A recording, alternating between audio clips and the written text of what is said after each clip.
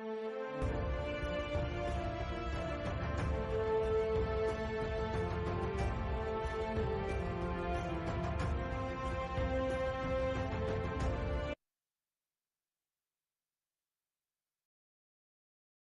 கேக்குது, கரெக்டா தான் இருக்கு.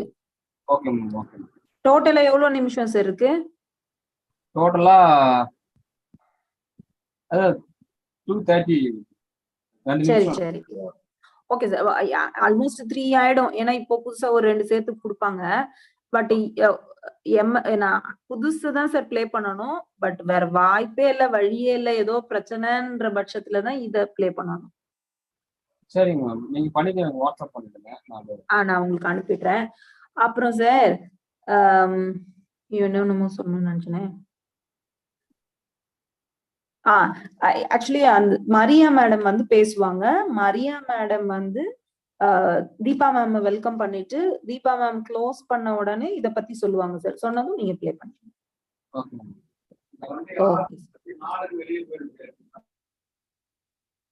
என்கிட்ட பேசுறீங்களா sir?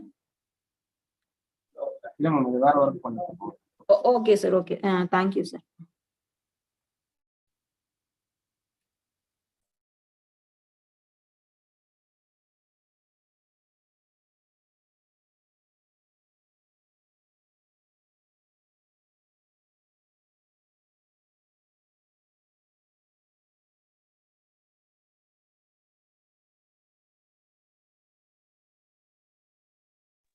Ma'am Jagadeeswari ma'am.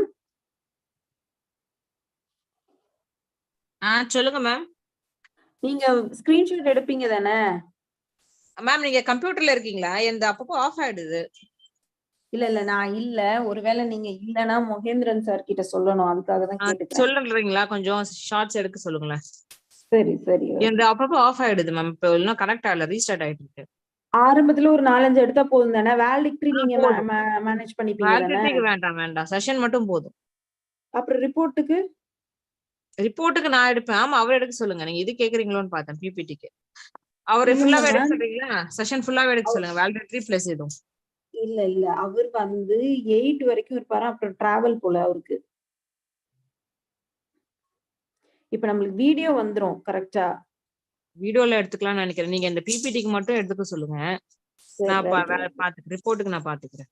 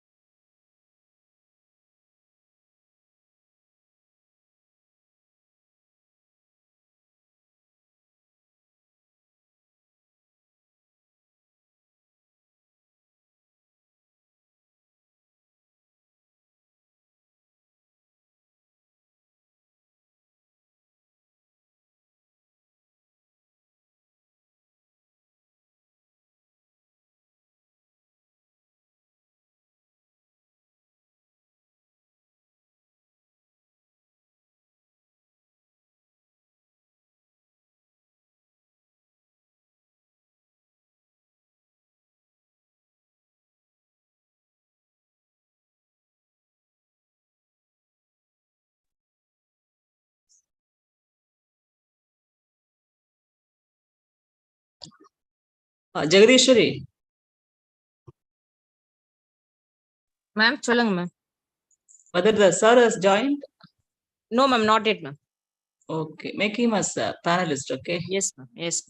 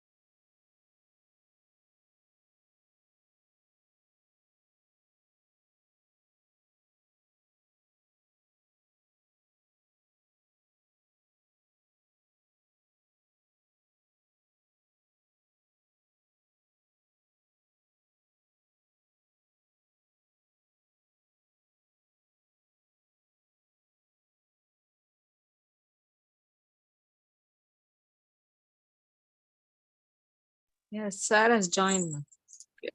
Good evening, sir. You are muted. Madam. Good evening, madam. Yes, sir. Welcome, sir.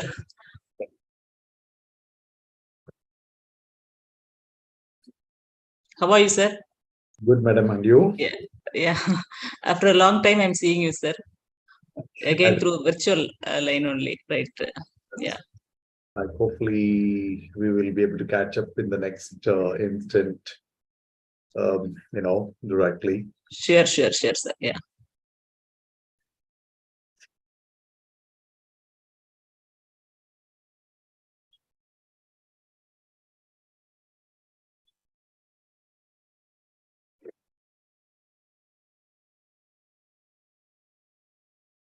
So we'll start the presentation at 7. And Yes. Yeah. wait for some time before people join in. Yeah. The participants are joining, sir. Around 400 participants, they will be joining. Let us wait for 2 more minutes, sir. Sure.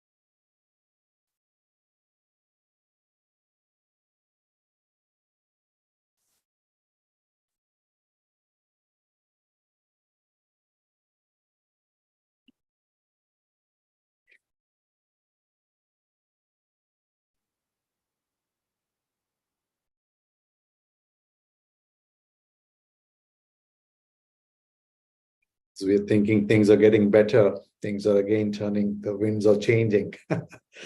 So Correct, sir. Yes. hopefully things will be in control. I wish. You're talking about the pandemic, sir? Yeah, it's true. I mean, you don't even Today's want to talk headline. about it. Yes. And have some plans in January, some travel plans, and I mean, generally, I think things were getting better, things were getting normal, and so the world was trying to come back. Yeah, let us hope for the best, sir. Hope for the best. That's true. Shall we start, sir? Yes, ma'am. I mean, if you. Yeah, it's already 7, so we can start. Madam, you please start the Yes. session. Yes, ma'am. It's a very good evening to everyone gathered here. On behalf of the organizing team, I welcome our today guest speaker, Dr. Dinesh Babu, and all the participants from various institutions of India for the last day of the faculty development program on design and development of industry-led curriculum in the technological era. I'm privileged to introduce our guest speaker, Dr. Dinesh Babu. He has started his career in the early 90s and worked with various scientific and research markets spanning agricultural, environmental, geophysics, hydrographic, industrial, meteorology, and sociography, and such for and wide nice technology business environs. The learning the technology, customer support, sales, and marketing. Over the last long years, the learners was truly deep rooted and the market connect established. Both with the customer and associates help to grow in the next year. He is the founder, director of Samhita Marine Private Limited and managing director of KUM India Private Limited. Today, sir is here to share his proficiency on disruptive tech in maritime sector, Industry 4.0. On behalf of the organizing team, I welcome you, sir. Thank you.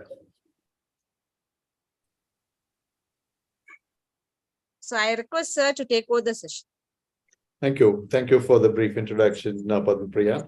And it's indeed a privilege to be part of this faculty development program conducted by AMET. And I think this association had been ongoing in the last few years, and it's indeed a privilege and honor to be part of this exercise. And the journey in which we try to share our experience with the youngsters and the budding entrepreneurs, and also the people who are trying to get into the industry, and the people who actually shape them. This is more important and very interesting. And as I was interacting with Amit and the people behind this program, it's important the academy and industry stay together so that the learning can go on both sides. And in that sense, it's a learning experience for us, and also as an industry coming from industry with experience, it's also a learning experience for us to take things forward. So I think I would like to make a short introduction about the company and what we do, and also a little bit about the technology, the disruptive technology in maritime sector, as it has been given the title. I'd like to talk a little bit about that. So with your permission, I would like to share my presentation and start the presentation.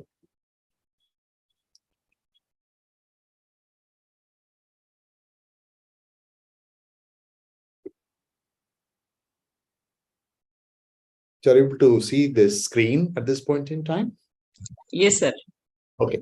So welcome all. Perhaps I won't talk about the underwater systems and deep sea technologies in this brief discussion. The title is the disruptive technology in maritime sector. I would rather say disruptive and emerging technologies in maritime sector. And probably I will come to the conclusion where I will say where disruption and emergence becomes coexistence, and also it's equally important on both sides. Disruptions bring the new frontiers, and the new frontiers bring further disruptions, and it needs further intervention. So that's something we will touch at the end, but we'll start with technologies at this point in time. So what you see on the screen is a manned submersible, and which can dive down to 1,200 meters water depth. This is a manned submersible, which is designed and operated by one of our associates in Spain. It's built by a very small company, and that design, development, and operating the vehicle started with the ambition of an entrepreneur who wanted to design a manned submersible himself and dive down. So he's a naval architect, and he was rather a naval designer, a designer of yachts, who decided to invest all his money, and probably the company he founded, all that money into building the manned submersible to dive down. So diving deep down, it's not just a passion, it's an experience. So for many of us oceanographers, and many of us who are associated with the oceanography industry, it's the passion which drives us. So the maritime sector, the ships, the type of huge ships which are coming into being at this point in time, it's all because of passion, and that's emerging as technology at this point in time. So with that brief introduction, let's get into this topic.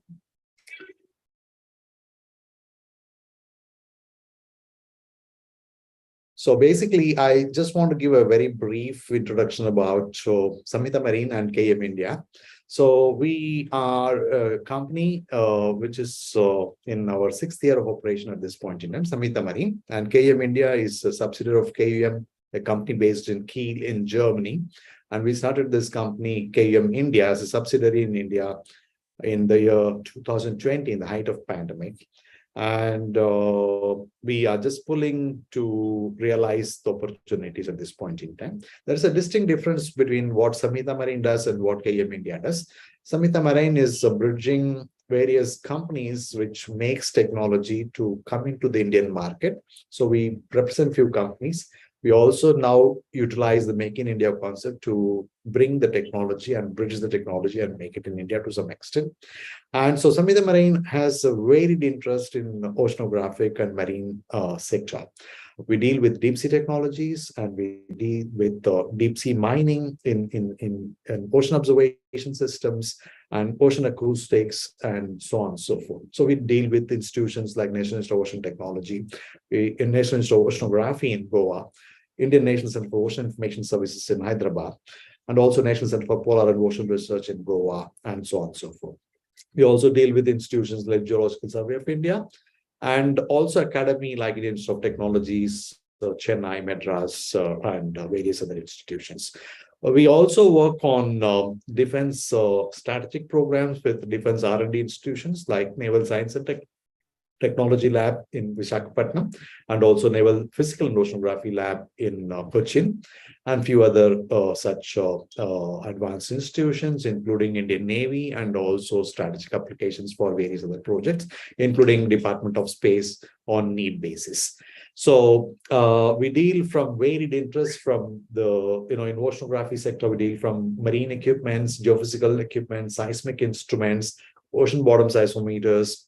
We also involve ourselves in delivering deep sea handling and integration solutions for deep sea technologies, winch systems, launching and recovery systems for manned submersibles, so on and so forth. We also work on turnkey solutions in providing ocean bottom seismometers. We stopped selling the ocean bottom seismometers. We deploy ocean bottom seismometers to customers like NCPR in Goa. We don't sell them ocean bottom seismometer anymore. We lease the equipment to them. That means the equipment belongs to us, the German company, and the equipment is brought into India and then is transferred to the ship, and we then go and deploy our engineers to take these equipments and deploy these instruments in the ocean. And then these equipments lie in the ocean for more than months, years. And then after a few months, like say 12 months or 14 months, we go back to the sea with a ship provided by the customer. We retrieve these equipments and bring it back, collect the data, and give the data to the customer. So the customer is buying the data. They are leasing our equipment. Our equipment is deployed in the ocean at the depths of 6,000 meters, and it remains there for 12 months to 14 months of operation. So what I'm trying to show, this is one part. Then we are also now trying to show another new evolution in the market, which is called coring and as a service, data as a service. So coring is another job for geotechnical engineering and various other aspects to understand before the industry go and deploy their oil pipelines and or oil rigs and whatever. Now you need to do a lot of investigation, soil site investigation, sediment investigation, so on and so forth. So we provide the vibrocorers, which probably we have been selling before. Now, as part of a company, we have a company which makes these vibrocorers. And now we make these vibrocorers, we design them, we fabricate them, and we bring them, and we use our own drillers, and we can deploy these equipments. We can drill, create cores, and then give the cores to our customers. So slowly from representing companies and delivering equipments to Indian customers, we are also turning ourselves towards providing services, a turnkey solution. We provide data as service and also coding as a service to our customers. So we are behind technology, engineering, customization of products, turnkey solutions, operation and maintenance of national networks of equipments, and also providing professional services at this point in time. We are also providing oceanographic systems, buoy systems for ocean observation systems, and we try to make the solutions as simple as possible. But these solutions need to be robust, because the solutions, if it does not deliver, there is no point of talking about solutions, because unless and until the data is delivered to the customer, it's still not complete. So the project is not complete. So data is more important. From the scientific point of view, from the customer operations point of view, data delivery is more important. So that's what we do. And now, I don't want to talk about the company. We dive into the topic about the technology, disruptive technology in maritime sector, emerging technologies in maritime sector. I would like to talk about underwater vehicles, because this is very critical. Underwater autonomous vehicles, this is going to be the order of the day as we grow. Just so I understand, everybody is able to hear me properly? Yes, sir. Very well. Yes. Right. Yes. And probably the slides are visible also, I suppose. Yes, yes, sir. All right. So the slide, what we see here is talking about three distinctive technologies. As I started with a slide of manned submersible, that's what you see in the the top left. And then that's where the underwater technology started. People imagine like people were trying to put few people inside the depth of water. Yes, I think that is where the technology started, because the man wanted to conquer the depths. After conquering the atmosphere, going to the space, the man wanted to conquer the depths. That started with the people like Picard, and they dive down in 60s. They now want to go down to Mariana Trench. They want to understand what happened to Titanic. They want to understand what happened to the depths of ocean. So with those interests, and those type of people started putting their minds, creating systems and solutions. So the first thing, the deep sea solution, the deep sea technology, the vehicles, the first thing to emerge was manned submersible. This is something which is unimaginable, but that's where it started. But before it went further, very quickly they started looking at the remotely operated vehicle, which is what you see on the right side. That's a tethered system, a toy, which can be operated from the mothership from the top.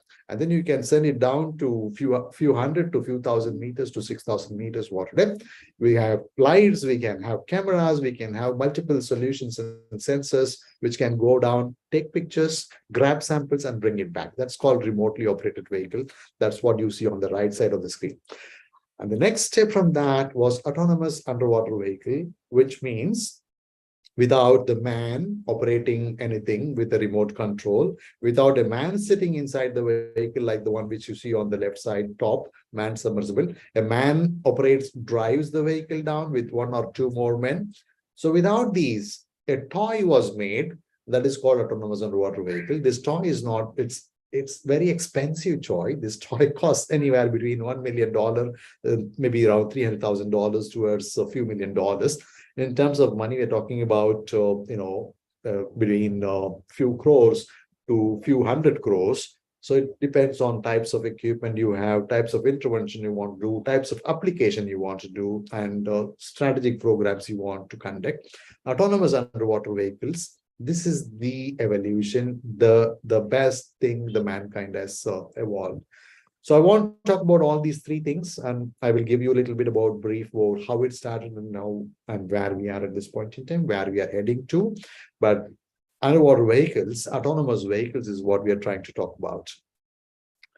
So the first evolution, which started in the 60s, perhaps is manned submersible. And this is the slide where you see almost every different manned submersible in different avatars in different period of time from the time it started in 60s. So the one which you see on the left top, that's the first vehicle Picard used. It's called Trieste to go down to the depths of Mariana Trench. And it's a very complicated solution, but people used it to go down, and they came back also. And so that's the type of system which we had. And the one which you see on the right side is the Beaver. And then there were likes of Beaver, Star One, Mark IV, Diver, Lockwood System, SDL-1, Trieste, etc., was between 60s and 70s they were doing. So by the year 74, 14 years, approximately 10 to 14 years from the time they started capturing the depths, there are more than 30 manned submersibles in the North Sea alone. Why North Sea? North Sea is one of the most producing, most shallow water territory where enough oil resources were there, enough mineral resources were there. So people want to go down and understand how and what and how it can be captured. So they want to make money. So it's all about money.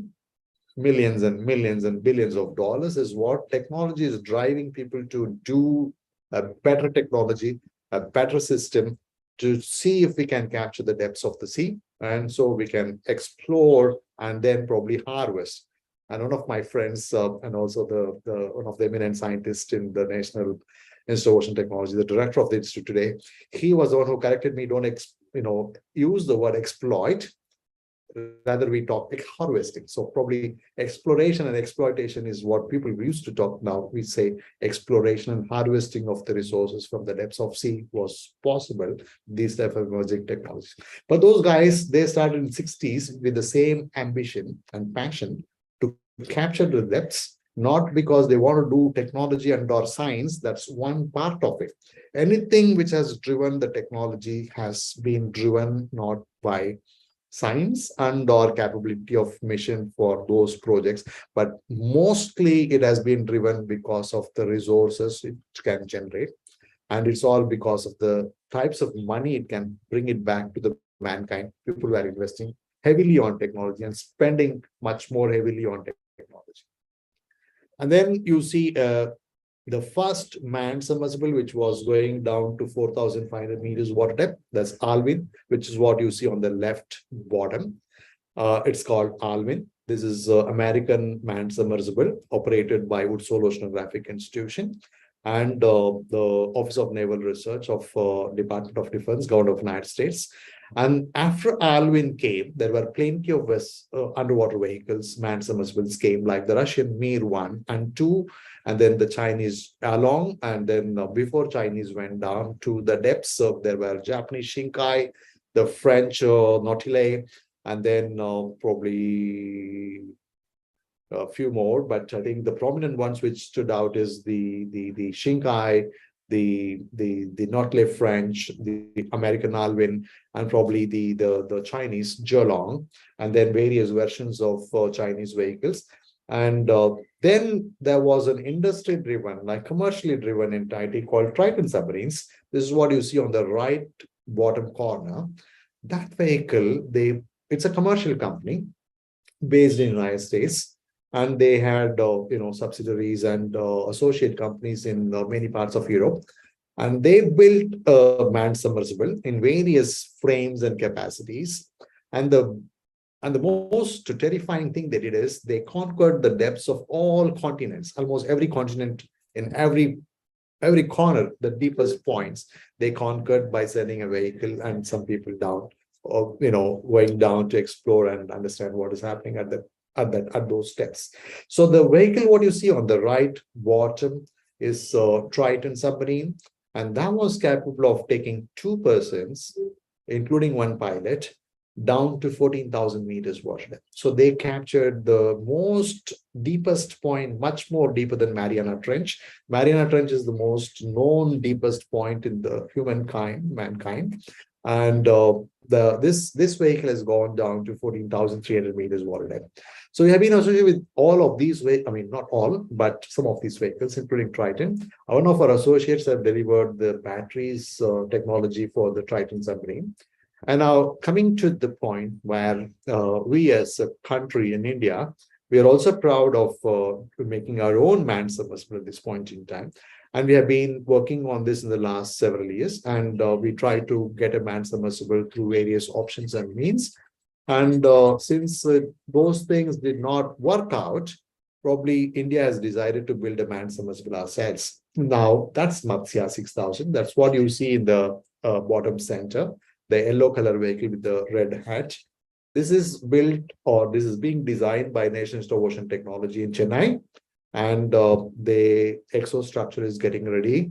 Various components are being procured from various companies around the world. And we are also part of the main powering system for this is lithium polymer batteries. And lithium polymer, pressure balanced batteries is what we have delivered to this vehicle. And probably we will be working with NIOT for a few more critical components of this vehicle. When you dive down deeper, we are blinded.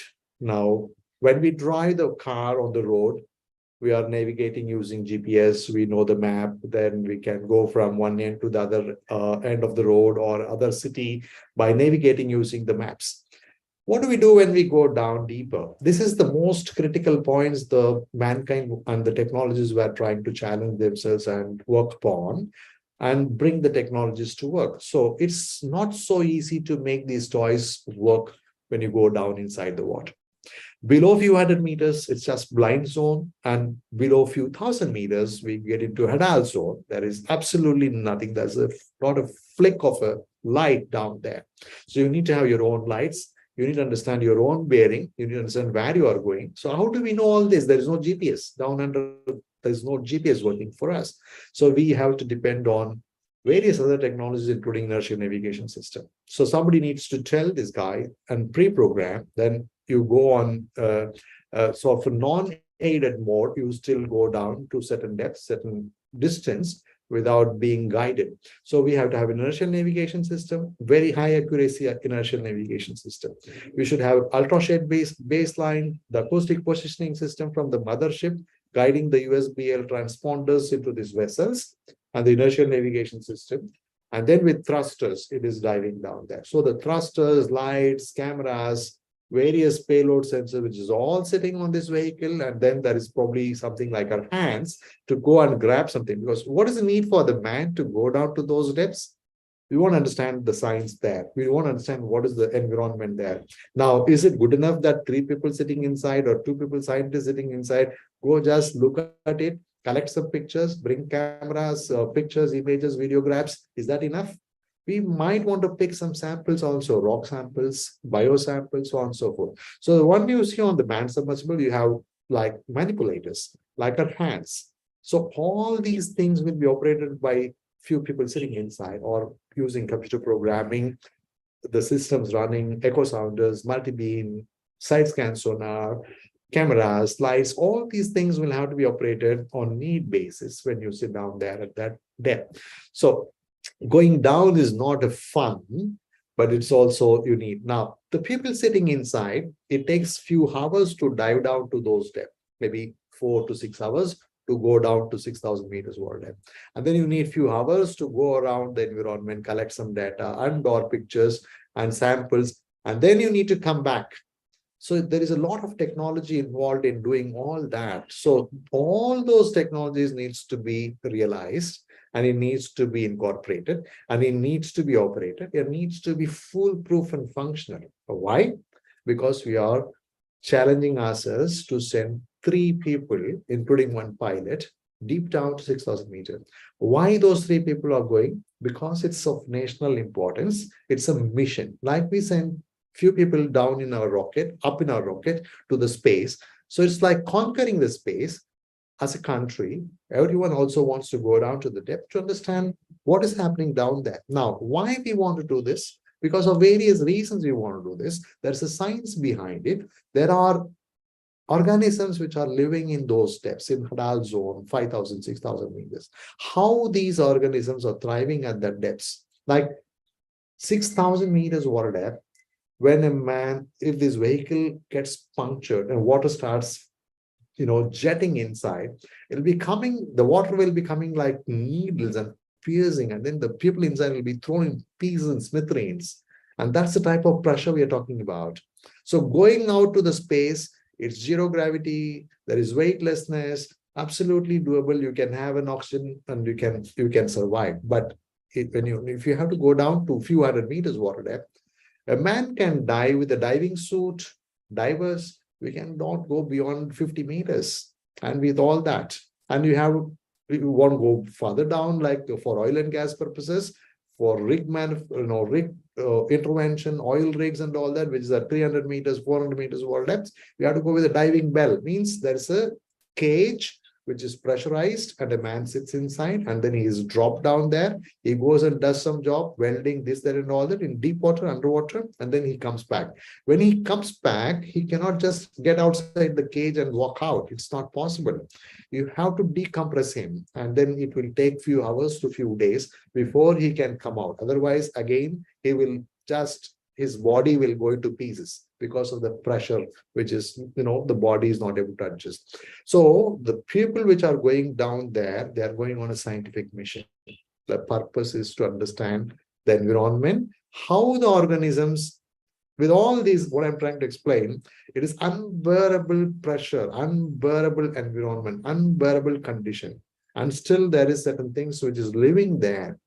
There are living organisms, fish, bioorganisms, cultures, biocultures, and various species are living there. The science is trying to understand how is that they are able to live. This will give humankind a lot of experience. How we, mankind, manage the climate change, stress, so on and so forth. probably these living beings will give you.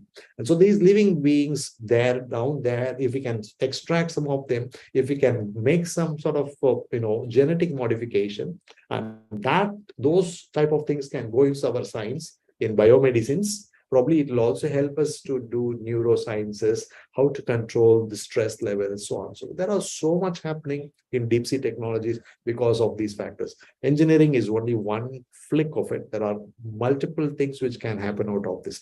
That's primarily the reason why people are investing. These manned submersibles will cost a fortune for a government to make. So not like my company can make this or an institution can make this.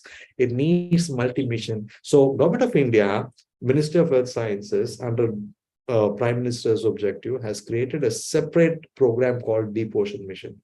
Like Department of Space is directly coming under Prime Minister's office. This Deep Ocean Mission is today monitored directly by Prime Minister's office under the Principal Scientific Advisor, and the project is managed by Ministry of Earth Sciences and National Institute of Ocean Technology.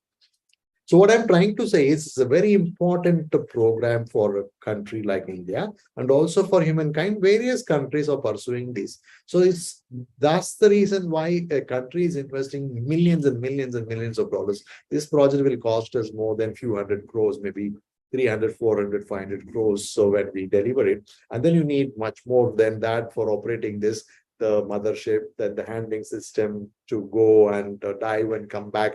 Every mission will cost us a lot of time, a lot of money, a lot of efforts, a lot of people. So, but it brings out a lot over a long period of time for the humankind and science. So that's manned submersible. This is where it started in 60s towards 22. From 1960s towards 2022, and probably we will realize as a country the manned submersible. We were supposed to realize shallow water trials in 24, but I think yesterday the Minister for Science and Technology and also Minister of Earth Sciences, he has made an announcement that probably the deep water trials will be realized by the year 2026. So hopefully we will be seeing these Matsya 6000 working for shallow water trials between 24 and 26.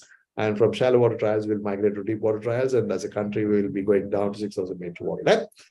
That'll be the most proud moment for all of us, not just me. And we are associated with this project. This is very dear for me as a person, but I think as a country, this is much more, the most proudest moment will be when we see these three men going down to the 6,000 meters water depth and come back safe. Now, a little bit about the second evolution, which happened in the 70s, is from the manned submersible, it went down to remotely operated vehicles. So you see a little bit of technologies. So again, in 74, the remotely operated vehicle was introduced. And again, it happened in certain pockets of the continent. So these type of technologies started in the Western world. The remotely operated vehicle, the manned submersible per se, started in various continents, but then the Canadians were the ones which pioneered. And I personally had the privilege of interacting with a couple of people who are involved in the designing and development of the manned submersible and the remotely operated vehicle and the autonomous underwater vehicle in the world as a first company or a startup at that point in time, talking about 60s and 70s. There was a company in Canada. There were various companies, but then one of the companies was International Submarine Engineering, and we were working with International Submarine Engineering for various programs with National Institute of Ocean Technology. They provide a lot of solutions for ROVs. They provide a lot of solutions for ROV handling systems, and we have delivered a few of them to NIOT in Chennai. So the driving force for the remotely operated vehicle is not science, but oil and gas, offshore petroleum industry. A lot of money. So the petrol was to be extracted from the depths, and it has to be, creating a lot of revenue for the people, and also it's a revenue generator. And probably this technology, when it emerged and settled down, by 80s, in 10 years, it eliminated the fleet of manned submersible from the North Sea. There was no need for the man to go down. The man can sit on the mothership, operate the toy remotely like a remote control, and then the remotely operated vehicle goes down. It's like the mothership stays there And then this ROV goes down, but this is tethered, and then it goes and does the job. And the man sitting on the mother vessel, he has a remote control to operate this remotely operated vehicle. So this is the technology which just ensures that the man need not take the trouble of going down to the depths. So he can sit at the comfort of air-conditioned cabins of the containers and then operate the remote control. So the remotely operated vehicle, the integrations borrowed the technology from the manned submersible, and it added the computers, power and video technologies, which was emerging at that point in time. And then it contributed, perhaps from here, it also contributed in making the autonomous underwater vehicle technology later, which is 10 years, 20 years later. Oh, the ROV comprised the vehicle itself, as I mentioned, all the vehicles, so they are vehicles. And then there's something called a tether management system. There's some other vessel, there's an ROV. And now this ROV is operating at depth. Now this ROV will have to move around a set area. Then probably you need a tether management system. I'll come to explain that a little later. And then probably from the mother vessel to the ROV, you need a cable which is connecting. So it's not an autonomous system. It is a tethered system. It goes down to few hundred to 1,000 to few thousand meters water. You can do 6,000 meters water depth. Then it can go down and do the job. You can remotely control, remotely operate the sensors, payloads on those vehicles, and then get the data out, get the samples out, and then bring the vehicle back on the deck of the ship. And to operate this remotely operated vehicle, you need little more systems on the mother vessel. You need a crane or a winch, a launching and recovery system. You need control consoles, power, so on and so forth. And you need mainly the man to operate these giant vehicles. Of course, every element requires equal attention in development. So they are remotely operated vehicles. They are most innovative, most expensive, most lucrative toys. But if the design elements are not considered properly, things will go for a toss. What happens to these vehicles? These vehicles, when it dives down inside the water, it will be heavy. And so you will be pulling a lot of weight. There will be coming a lot of pressure. There will be coming a lot of force. And to avoid that, you need flotation technology. So on these vehicles, you see there's a yellow color, these are all the flotations, basically. Like you see the various vehicles, where there's a crane, which is putting the vehicle in the water. And there's a winch, which is pulling it. On the right side, you have this deep sea ROV, designed and operated by National Institute of Ocean Technology in Chennai. It's called ROSUB 6000. It was built under collaboration with Russians. The top side, there's a cylindrical one, which you say is a cage. That's called tether management system. That tether management system came from Canada, from International Submarine Engineering. And probably one of the vehicles which you see in the middle is also made by them, the one which says Canada. It's also made by ISC. It's a vehicle called Theseus, for HISUP. It's called HISUP. And perhaps these remotely operated vehicles are used as platforms to support real-time animal observation studies, fish schools, whales, or underwater species. You can monitor all of these things. And it can also be used for benthic monitoring, like what is happening in the water column. All these solutions are now well evolved over a period of time, which started in 1974 to 2022 in, say, 30, 40, 50 years of time. Things have evolved so much. Today, we have various technologies. Earlier, everything needs to be on hydraulic mode because electric systems were not still operating at those water depths. And now we have electrical systems, electrical motors, and electrical drive suits, which can operate many of these complicated systems and services and solutions. And so now we have vehicles which can be both electric and hydraulic, and or electro-hydraulic systems are available. So these equipments can be used for chemical oceanography, physical oceanography, rock coring, and then probably we can also use it for studying the thermal vents. So there are many things which Government of India is operating for many applications, including understanding the fisheries, fish schools, like Center for Marine Living Resources and Ecology in Cochin, CMLRE, under Ministry of Earth Sciences, and National Center for Polar and Ocean Research, which is studying hydrothermal vents in Indian Ocean. What I'm saying is hydrothermal vents is deep down at 3,000, 4,000, 5,000 meters water depth. We cannot imagine, but this is the fact. There are volcanoes, there are vents which is coming out of the sea mounts, which is venting out steam. Means you can imagine the temperature in that water depth is around 2 degrees or minus 2 degrees or 0 degrees. And in those depths, there are thermal vents which is just sending out steam. Can you imagine the type of temperature inside these vents, the mounts? The temperature is more than 470 to 600 degrees Celsius. So it is creating a lot of steam. It's sending sulfur, various gas and minerals, and then it comes as deposits and settles down. Now, as a country or the humanity wants to explore and bring these minerals because of certain reason. The mineral deposits on the land is depleting fast. We are now depending on minerals. We are asking copper for, we are exploring copper, and then it is disturbing the environment. We are shutting down copper industry. We are having all these types of trouble. We create some solution, we create some problem. And so we have all these types of life cycle management, which is affecting us. So at one point in time, this world will lose our minerals. This world will lose our oil resources. And when we do not have that, what do? How do we run our vehicles? We are now looking at electric vehicles. And these electric vehicles need the most important thing, like, various minerals, underwater minerals, and or minerals are required. These minerals are fast depleting. And now the next reason where we can get these minerals is in deep sea technology. So we need to explore and exploit and bring these minerals out. How is that possible? And this is the technology which has been used to go down to those depths to understand. So we have to understand, we have to see where we are going and see how we are going to explore, how we are going to bring these minerals back from those depths. These are all the areas we have been talking about. That is where institutions like National Institute of Ocean Technology is exploring deep sea technologies to create these type of technologies, and then using for purposes like deep sea mining program.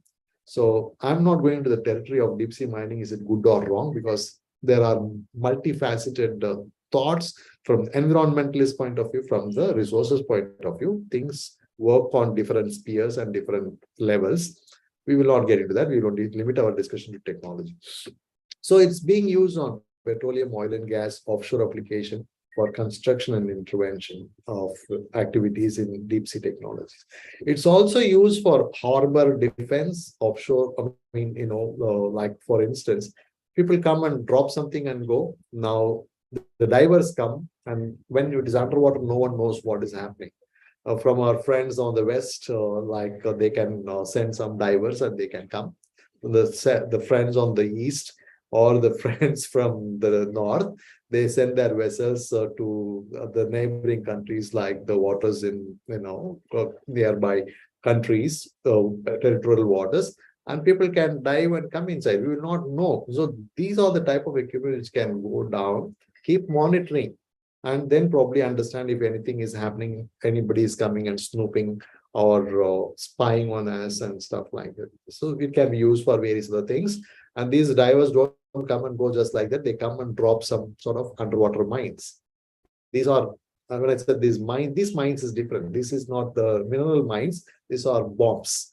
And these bombs, if any vessel goes on top of it, it can create a problem for the vessel. It could be an oil tanker, it could be a mineral-laden vessel, or it could be a bulk carrier or whatever it is. And or any underwater vehicle like science and technology which is sending, if it is coming in close contact with this mine, the mine will explode, and probably it will be a havoc for environment and also for resources and the country per se. So to avoid all these things, the navies of countries will need to monitor the borders and territorial waters. And one of the job with navies, various world navies do, is use these type of equipment to do underwater scanning. And mine countermeasure is what they call. This mine is an explosive mine I'm talking about. And so there are various things they use it for. And also when anything like a small aircraft falls down or it's disappearing in water, You need these equipments for search and rescue and surveillance and various types of activities. So the Coast Guards, the navies, and also the science and technology, petroleum and oil and gas, various these types of institutions use this equipment. Commercially, people also use this to go and collect some samples of fishing and pictures, then they bring it out. And so they call it drones, but for shallow waters. But deep waters, you need giant vehicles like what you're seeing. So you also see some of the prominent institutions in India which are operating these type of vehicles, including oil and natural gas and NIOT and NIO, as I mentioned. There are other institutions which are also using it. And internationally, there are many agencies in America, Canada, and Europe. Every country has been exploiting this technology. Now, from manned submersible to remotely operated vehicle, a completely autonomous vehicle. This is what the third evolution which started happening. So this is autonomous underwater vehicle. The beauty of this is there is no tether. Now you can program this vehicle. It's like on the land, you have cars, autonomous cars like Tesla. So you just need to sit down, do nothing, tell him point A to point B, the car goes. So on the land, there is a GPS guided navigation, so the car is able to go. But in underwater, it is much more complicated. That's what I said. Autonomous underwater vehicles is the best technology which has happened to the oceanographic community and maritime community, for instance. So this is going to be the technology which is going to rule the next few decades for various applications, including strategic applications for various countries, including the mankind. And it's going to save a lot of lives. Otherwise, basically, we have to send divers to do mine countermeasures. And when a diver goes down, like a bomb disposal squad, when they go and try and defuse a bomb, if a bomb goes off, a precious life is lost. So from the naval perspective, you send a diver to defuse a torpedo or a mine or something like that, or probably oil and gas. There is a problem. You send a diver to do some intervention, to open a valve or whatever. All that is going to be a challenge and risk for a man who is going to go down.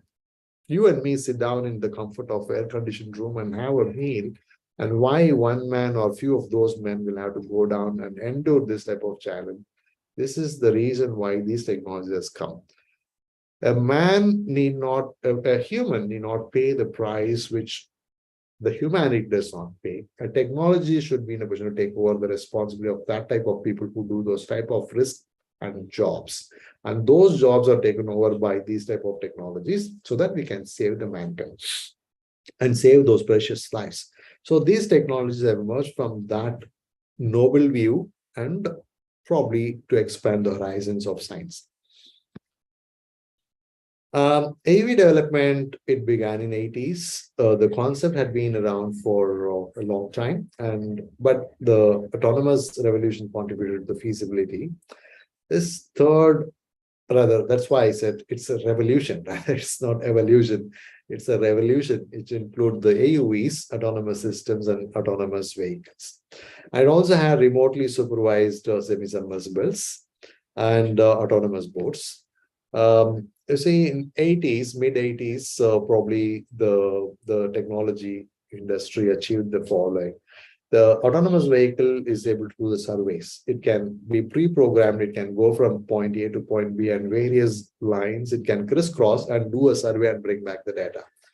It can go, and if there is an obstacle in the front, it can avoid that obstacle. Like this vehicle is going towards it, and there's a sea mountain, or undersea there are mountains also. But that's a fact. So when a vehicle is going and then it is seeing there is a sort of an obstacle, now this vehicle will have to say, well, my course and bearing, I need to change. I have to go up, or I have to go to the left, or I have to go to the right or bottom to avoid this collision. So that's the type of, we have a system called obstacle avoidance sonar. On the nose of the vehicle, we have obstacle avoidance. This is the vehicle. And then when it is diving down, then you have a software sonar, which can be detecting the obstacle. And then probably the mission computer is given this data. And the mission computer, with this computer logic program which has been done and given to it, it intelligently determines, now I need to change my course, change my bearing, climb up or climb down, take left or take right, and avoid the obstacle. And then it can then come back after it has avoided and continue its course. So that was achieved in mid-80s.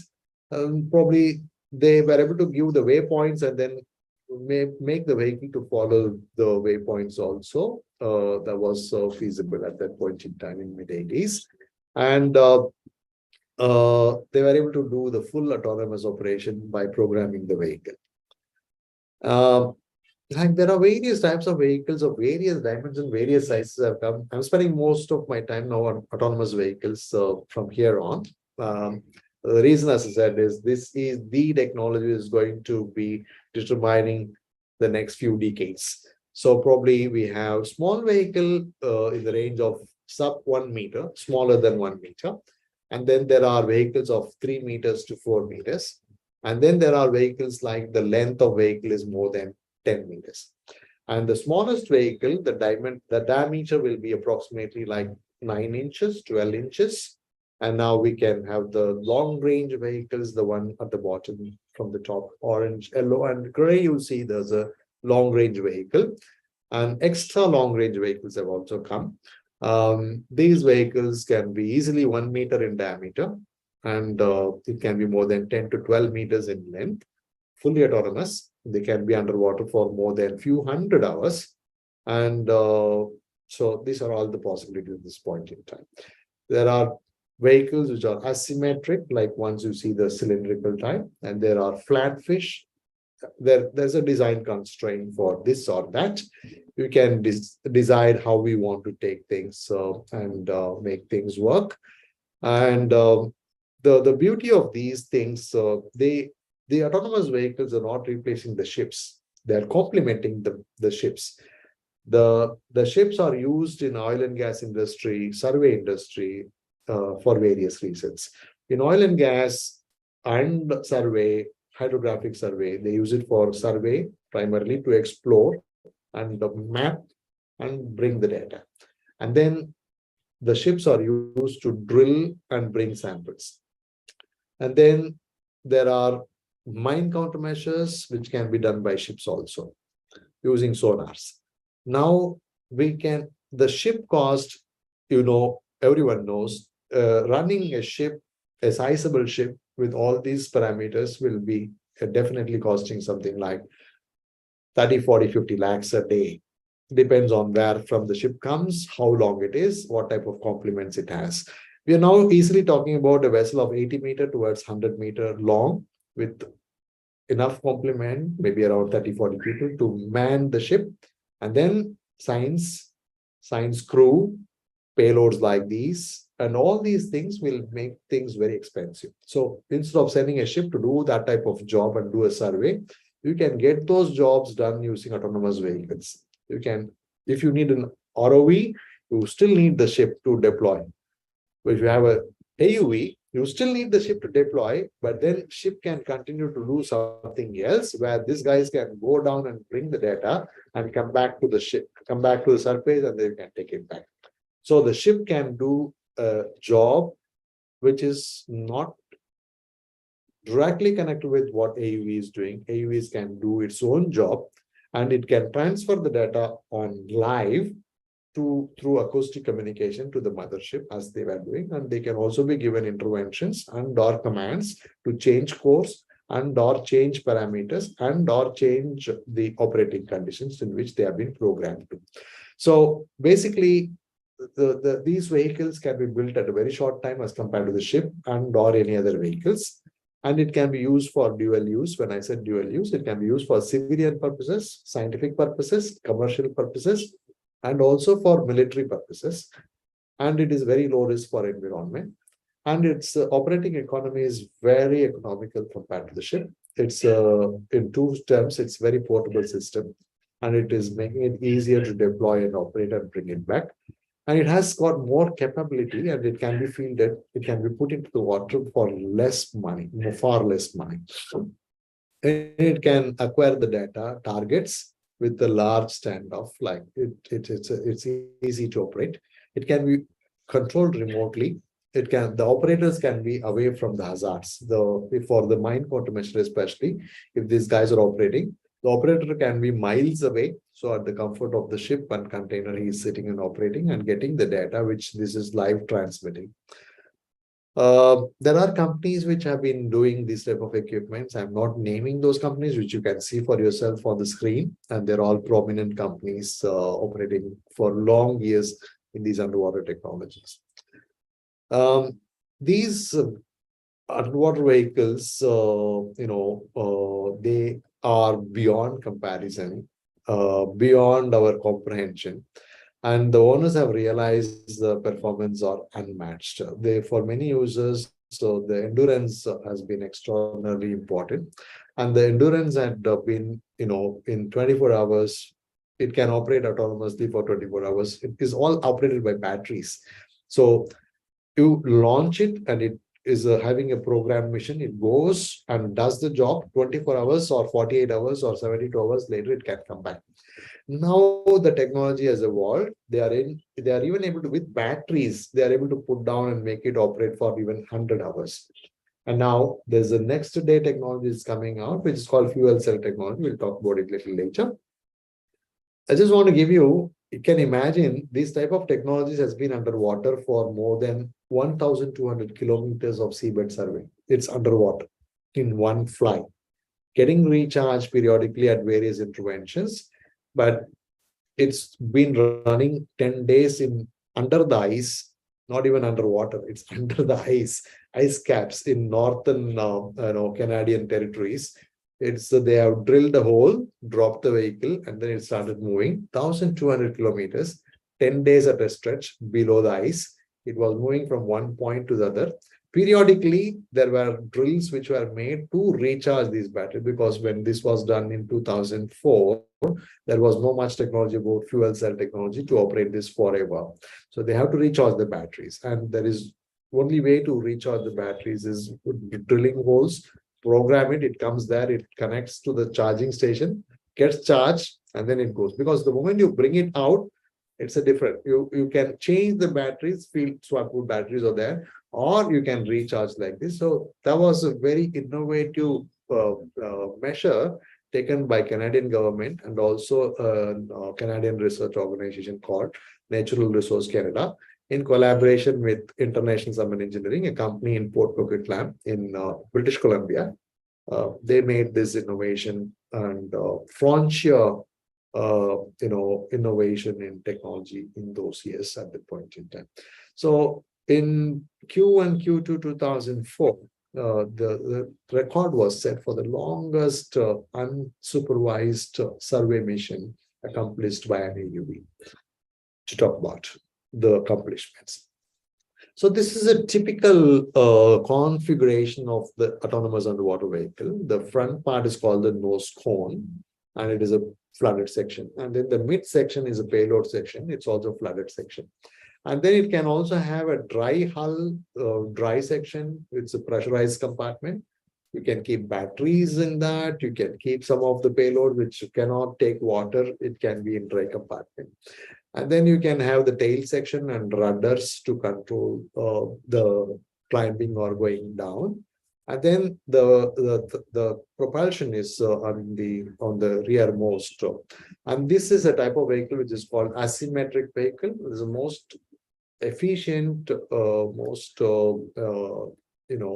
proven, field-proven vehicle and the most efficient vehicle from the hydrodynamic point of view. And these AUVs are powered today by lithium-ion batteries. There's no special maintenance required, and it's been proven themselves and been very productive and reliable in AUVs. So the battery technology has emerged so much at this point in time. And AUVs have been validated for long trials, as I mentioned, in 2010 and 2011. And perhaps, I'm sorry, I mentioned 2004, it is 2010 and 11. And numerous deployments have been accomplished from those times to AUVs have been utilized on, almost on every mission these days. Perhaps it has been there from early, late 90s towards 2000. We have been getting a lot of vehicles. And it's been used in commercial environment, scientific environment, and also military environment. Most of these have payloads like acoustic communication systems, multi-beam echo sounders, side scan sonars, imaging systems, cameras, current profilers, current meters, CTDs, and so on and so forth.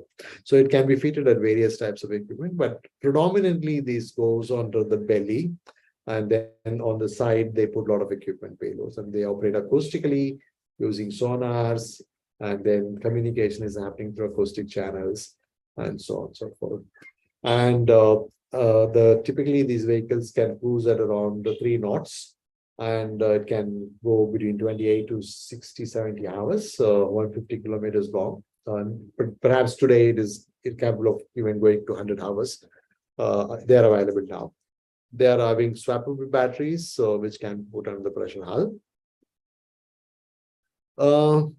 Various types of vehicles are there. Another vehicle on the right you see is a diving submergence rescue vehicle. What happens? Every country has its own navy, and every navy has its own submarines. The submarines are crisscrossing the waters, spying on one another, trying to understand if anybody is snooping us and spying us, and we don't want our enemies to enter through our waters because they are blind channels. So when these submarines go down, what happens? It happened in Russia, Kursk, and it happened in Indonesia recently, and it happened in various countries in various points in time. So if anything such happens, the only way to go and rescue the people from deep down under is using technology called Deep Submergence Rescue Vehicle, DSRV. So today, India also has 2 diving submergence rescue vehicles. The one on the right you see is something similar. This is not the vehicle what India has got. This is a vehicle Australian Navy has got. This is built by a company in the United Kingdom. The names are there in the slide, but perhaps purposely not propagating many names. There are technologies which can go down. These vehicles can go down. If a submarine is down, it has been downed. It means it has become unmovable. It is lying at the seabed. And then there are hundreds of people who are, stuck down there.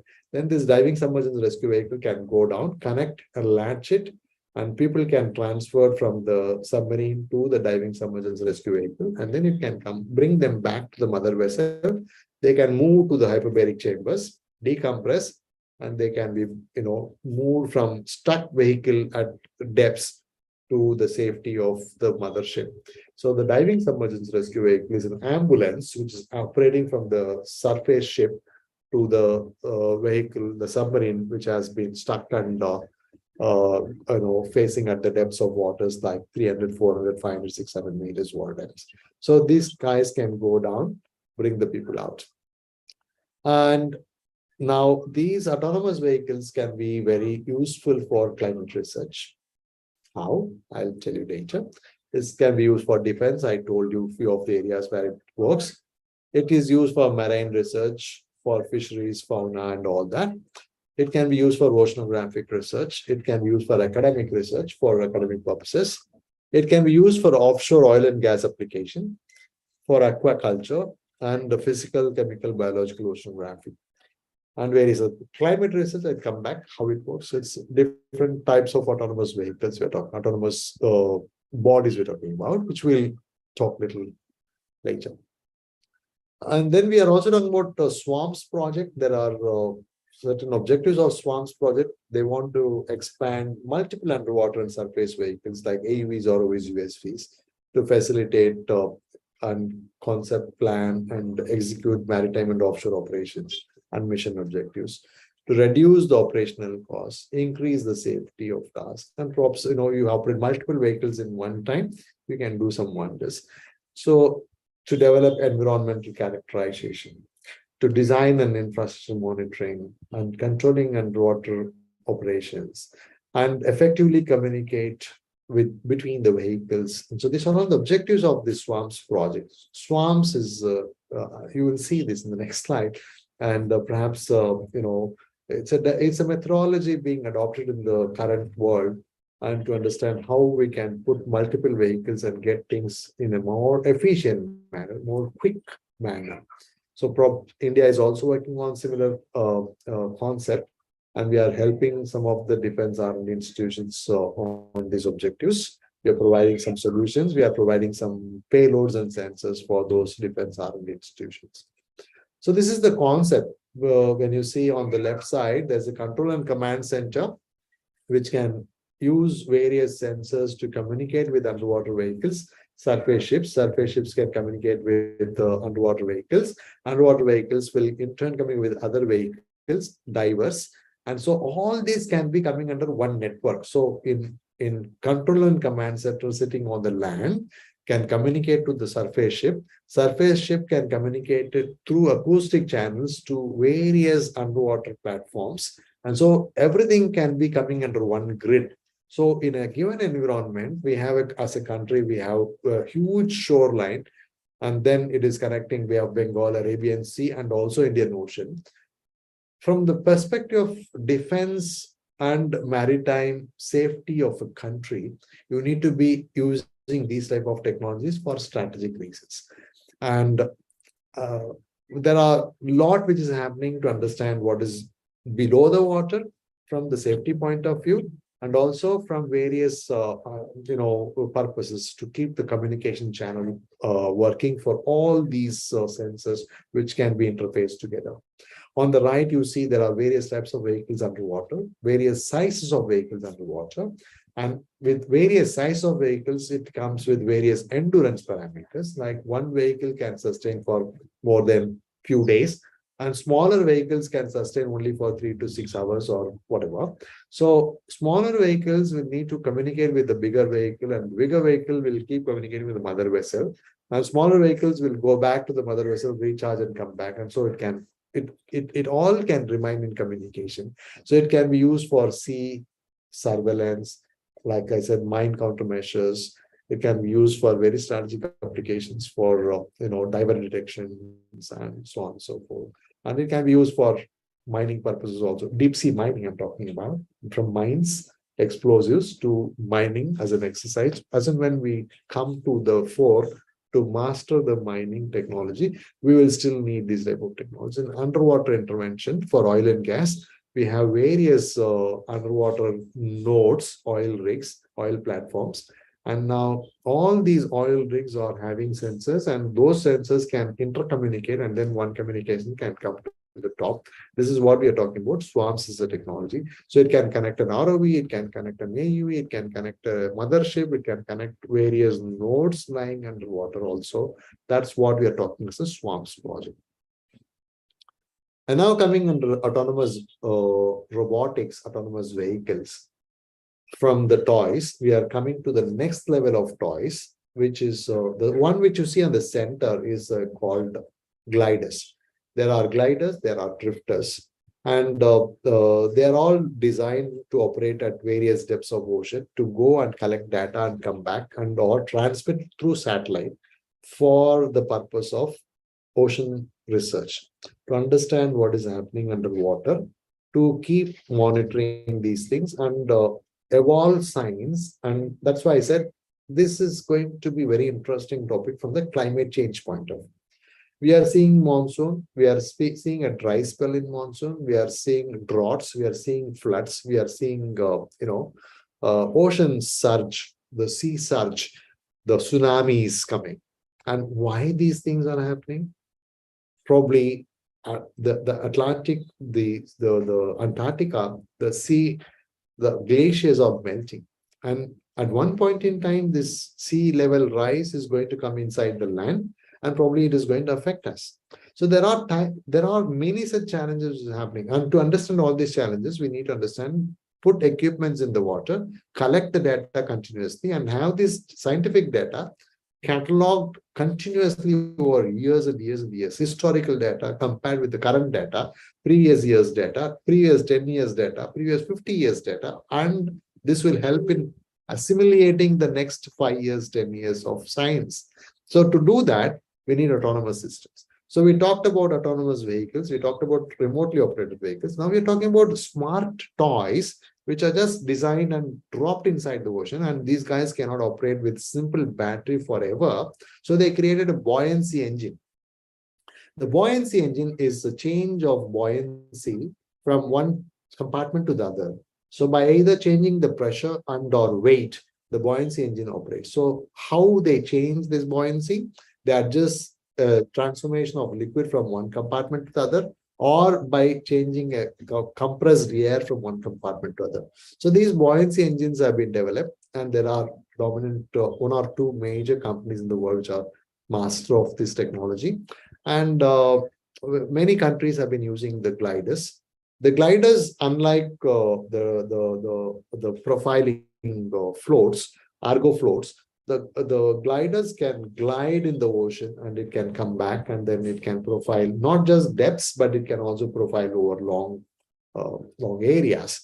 And then it can come surface and transfer the data to satellite. And so the science can get, whoever gets Argo program, whoever is an international program, it can transfer the data. Gliders will also connect the data to wherever it is expendable. It can operate for more than 6 to 9 months. It doesn't need a replacement of batteries. It's a buoyancy engine with a battery. Combined with this, it can operate between 6 and 9 months. It can go down to 6,000 meters water depth to 2,000 meters water depth. And it can keep coming back to the surface, transfer the data, it keeps going down. And it's expendable. So this type of equipment can work for 6 months, 9 months. Numerous data can be created, because now you want to create this type of data, you need ships, you need to go down and collect this data and bring it back. Not possible. We just, like the whole world today, we have not even collected single digit data. So if you have to collect the whole world's oceanographic data, it will take enough decades for us to do. So the world is trying to understand the climate science, to want to have control on climate change. If you have to do all that, we have to have these types of technologies. So there's a glider, there's an Argo float, and there are autonomous vehicles like what you see on the left side, on the right side. So these vehicles can be either powered by solar, wind power, and or electric, means battery and diesel engines. And so if it is a battery, the technology limits its use only to around few days to maybe 2 weeks. Now you want to continue forever, then you need to put it like a diesel engine. And now you put diesel engine, you can continue for a few days, so few weeks. And this is the type of equipment we have. On the right, you see a vehicle which can go down to the surface and then it can skim. On the left side, you have a vehicle which is solar powered and also wind powered. And now that's the type of equipment which is being thrown in the waters by the American company and also the American government.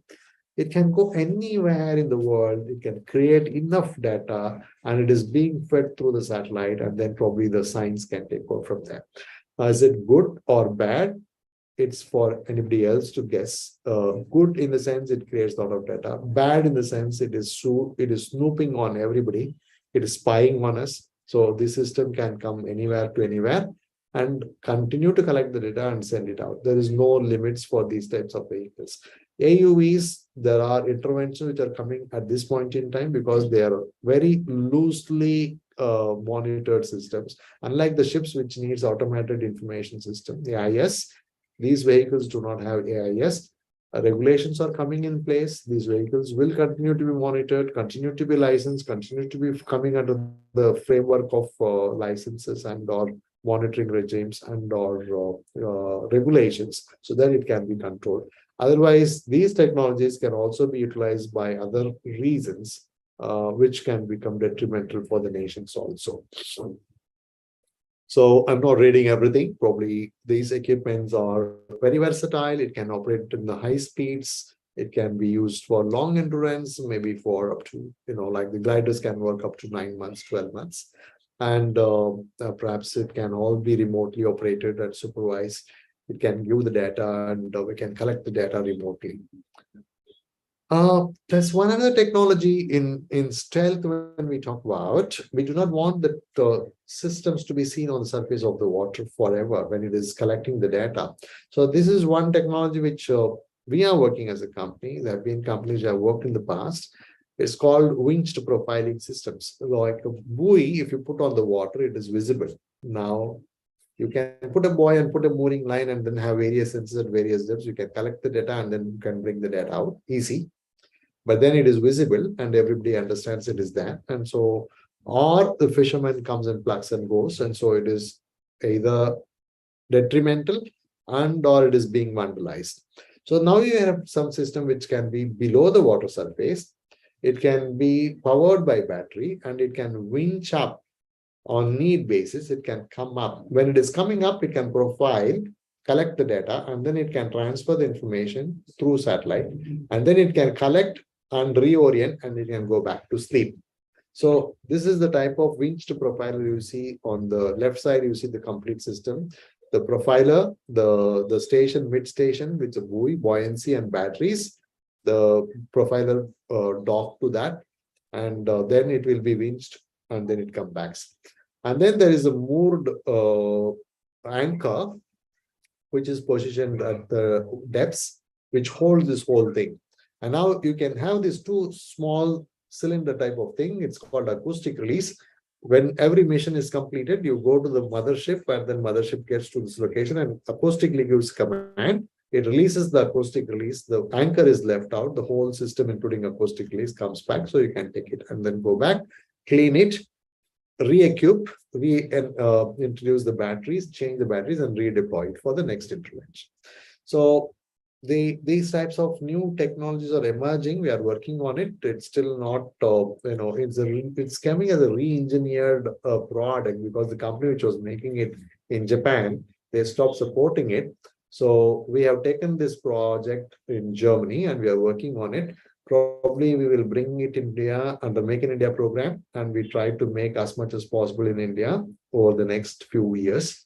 We will try to see if we can indigenize at least 30 to 40% of this in Indian context. And we are using this for various applications, including science and defense strategic application purposes. Now, talking about autonomous ships, you see the vessel has various components from propulsion to bridge systems to, this is the topic which is probably very, close to institution like AMET. And perhaps you have wireless communication, you have satellite communication, you have emergency EPRIB and AIS systems, radars, DGPS, and passenger information systems, long range, casualty evacuation services using helicopters, helodecks, and perhaps you need various sensor suites and the power management system, navigation systems, EGDIS, AIS, so on and so forth. So, a complexity of this whole things are getting automated. That's what is going to be the future. There's so many of these equipments, miles and miles and miles of wires running between one corner and the other corner of the ship, from powering to generator to the engine rooms to the bridge control systems. All these are getting automated. There is no need for a few 50, 40, 60 people working on a normal ship, 30 people working on a normal ship, towards hundreds of people working on a military ship. Probably at one point in time, we are trying to bring an autonomy where not a single man is required to be operating the ships. It can be programmed. It can move from one port to the other, completely autonomous and completely programmed in the channel, completely also understanding how to avoid the risk in case there are icebergs or, some vessel traffic disruptions or whatever comes on the way, it can navigate by itself. Those advancements are also coming at this point in time. So, like one gentleman mentioned from Rolls-Royce, autonomous shipping is the future of the maritime industry. It's as disruptive as the smartphone. Like, smartphones, when it came, we couldn't afford, we couldn't believe, but we couldn't live without smartphone today. So that's probably how the smart ship will revolutionize the landscape of the ship design and operations over time. And this is what is coming from a company like Rolls-Royce. Various types of innovations coming in the autonomous ships. So it's people like IBM is investing, people like Rolls-Royce is investing, people like Kongsberg is investing, and then Kongsberg with DNV is, the blue color which you see on the top is, working on, both Kongsberg and DNV are working on these autonomous ships. From plant societies to the best and best of engine manufacturers, and also the best and best of industries like Kongsberg, which is making the Brit systems, and the best and best of computing systems, IBM, everybody is investing on autonomous ships as a technology.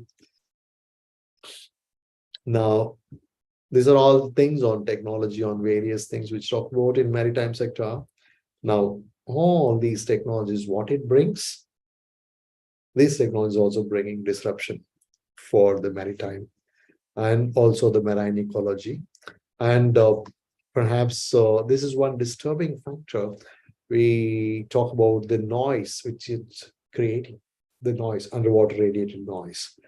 The technology development in underwater systems and equipments have greatly contributed to various research areas on one hand, but it has also on the other hand it radiates noise, and thereby it's impacting the marine organisms. It's affecting the marine life. The survey vessels have hydrophone arrays, it's creating noise. The survey vessels have echo sounders, it's creating noise. And then probably there are low frequencies on our platforms are used under the autonomous platforms. Submarines, they are emitting noise. They are stealth, they are also understanding, they are also emitting noise. Propulsion is emitting noise. And the propeller machinery above 180 dB is completely affecting the marine mammals. And how it is affecting? The vessel noise can affect the ability of marine animals to the level that they lose their navigation. They cannot rest. Like for you and me, at this point in time, as I'm talking and making lectures, I'm sitting at my home and making, it's not soundproofed environment. And the sound which is coming from outside is still affecting my talk. You are able to listen to those noises. Like that, when we are sleeping, when there is a noise from the road which is affecting us, we are not able to sleep. The same thing happens to marine mammals, the marine whales. And then it's losing its rest. It's not able to sleep. It is not able to find the prey. It's disturbed. It's not able to navigate. And it's affecting more than 90% of its skills. It's getting affected. It's not able to communicate. It's not able to see the danger coming its way. So it's getting into the way and it is getting beached. It's getting killed. And then such a big whales, you can't imagine the size of the ships. Those guys are getting beached onto the land because they get into the sides of the propulsion systems, get entangled, they die, and they just get into. So these are all the impacts the radiated noise creates to the marine mammals. When talking about whales, talk about small species, how much it will be affecting. So in one side, the technology has taken us to the depths of water. The other side, because of these technologies, the very technologies required to protect, understand the marine mammals, marine ecology, marine environment is also affecting marine. Now, what we need to be doing for that, we need to be cutting down the propulsion noise, radiated noise, various equipments. They all need to be designed and manufactured with a concern for environment, understanding that the marine mammals are also able to coexist and cohabit and sustain the radiated noise. So it has to be designed in such a manner that radiated noise is a minimal, or we can't make it nil. We have to make it as minimal as possible so that we do not bring effects, the ill effects on the marine environment. So we need to be doing modeling of tonal and broadband noise generated by the rotation of the propellers. So these are all some of the things which we need to take as steps. This is what we are trying to say. We have to do the modeling of underwater radiated noise due to the ship hull. And, just machinery, ship hull vibration, that also introduces the noise. And then we have to follow the standards of underwater noise measurement during the sea trials, during the modeling and sea trials we have to do. And we have to do in situ underwater noise measurement campaigns. So we are, there are agencies which are now consistently putting underwater hydrophone arrays to understand radiated noise by shapes, various other, equipments which are dropped inside, and then monitoring and mitigation of underwater noise levels. It's more important. And probably we have to make a core design, the propeller hull core design process to achieve the lower radiated noise levels in addition to higher energy efficiency. So the world is now investing more towards making the propulsions more efficient, and so that it can be more economical from operating point of view, but it is also more sensitive in not propagating radiated noise, so that it is not affecting the marine environment. So at the end, what I'm trying to say is, that's what I said, when we have disruptive technology, it's also an emerging technology. We have seen from 60s to 1960s to 2020, in the span of around, say, 65 years, we have evolved from one end of technology, the other end of technology, to completely autonomous systems where things can operate by itself, and it can, equip the science and industry with a humongous data for a future. But it is also affecting the environment. And probably now we are also trying to mitigate this by overcoming the ill effects of these technologies by creating viable solutions. So probably we should be now, because as I said, the emerging field in the next few decades is going to be autonomous systems. Now, these autonomous systems will mean that there will be so much of autonomous vehicles being, put into the water. And how the same thing, what happened to the roads, more vehicles, more roads, and we still have clogged environment, much more traffic chaos, and it is affecting us. Noise pollution and air pollution and environmental pollution. I know probably the same thing will happen to the marine underwater systems also. More vehicles, more systems, more technologies, more into the water. It's getting clogged. And it is going to introduce more and more chaos to just not the marine environment, but also the humankind, because it's going to disrupt the technology and also affect the mankind at some point in time. So we have to overcome this in a more pragmatic manner.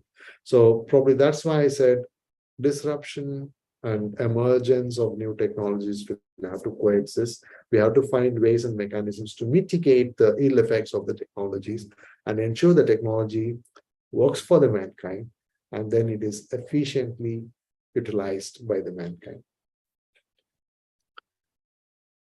And that's probably, I was not able to give credits to all of the pictures and references which you have taken, all those agencies involved, including Woods Hole Oceanographic Institution, to Itinue, a Spanish company which makes manned submersibles, to the companies like Rolls-Royce, IBM or Kongsberg, Huntington Ingalls Industries, SAB and Kumki, Ocean Explorer. So all of those people have contributed in making this line. And as said, probably experience counts. Together we'll deliver. Wish you all a very Happy New Year, Merry Christmas, and Happy Holidays. Probably I will end this slide at this point in time, and if you have any questions, you can ask me.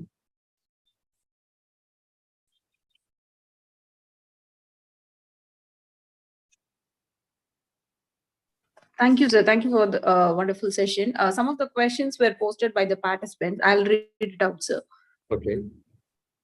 Is there, could you please point out any specific degree for the employment opportunity in shipping companies? Which was asked by Professor Revati from National College. In which company, or in specific in the industry is she asking, or in our company she's asking? She's asking for shipping industries, sir. Yeah, shipping industry, I mean, the degrees awarded by the institutions like AMET, probably the cadets, and there are many which goes inside that. I am coming more from the technology point and technology front. And for that, a specific degree is not very important. An engineering graduate, be it any discipline, will definitely make a mark to be part of the industry.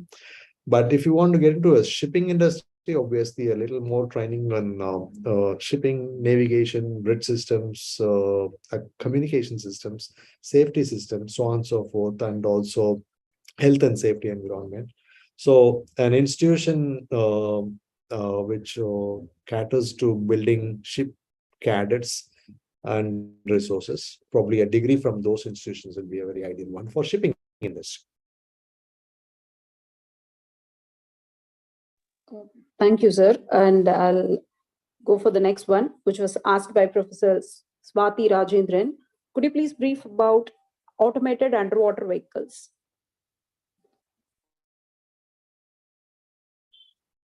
Okay. As was mentioned in various slides in my presentation, autonomous underwater vehicles or autonomous vehicles, like I mentioned, it is a toy. Perhaps like a toy which can go in the water, and at various depths it can do its job and come back. Now we can program this vehicle, like basically it's a remotely operated car, like our children used to play with. You can put a battery and then put a button, and then you can just control it, and then it goes and comes. It's still remotely controlled using wireless communication. And now we're talking about a car like autonomous, the type of cars you would have seen like Tesla, where you can give the program, and then it goes from point A to point B autonomously. So autonomous underwater vehicles, AUV shortly we call, is that type of vehicles where no remote control is used. It is just programmed. The program is fed inside the mission computer. It's operated by battery. It has payloads. It has eyes, ears, and sensors like that. Cameras, acoustic communication systems, and probably you have various sensors. This can go underwater at various depths, maybe 100 meters towards few hundred meters to 1,000 meters, thousands of meters. It can go up to 6,000 meters also. It can do the job for 1 day, few hours to few days. And it can go and do the job and come back to the mothership. So means you have to program it, you have to put it in the water, it goes and it does the job from the ship, it goes miles away, and then it does the job, collects the data, and comes back to the vehicle, the mothership. And so it has its navigation points, waypoints, which has been programmed, given, fed into the mission computer. It just goes and does the job the way you wanted it. It's like I have a worker assigned and working for me. I ask the worker, you go to the market, buy this, and you go to a restaurant, buy a food, and you go to another place, buy another thing, and come back to me. Now he goes exactly, does that in that sequence and comes back to me. So this is probably a man-to-man command. The same thing can be extended from a man to a machine through machines, and the machine takes over the responsibility, accomplish the job, and comes back. This is where artificial intelligence and machine learning and a lot of computing comes into the play. And AUVs just does that type of job from man to a machine, and the command executed by machine, and then it comes back to the man.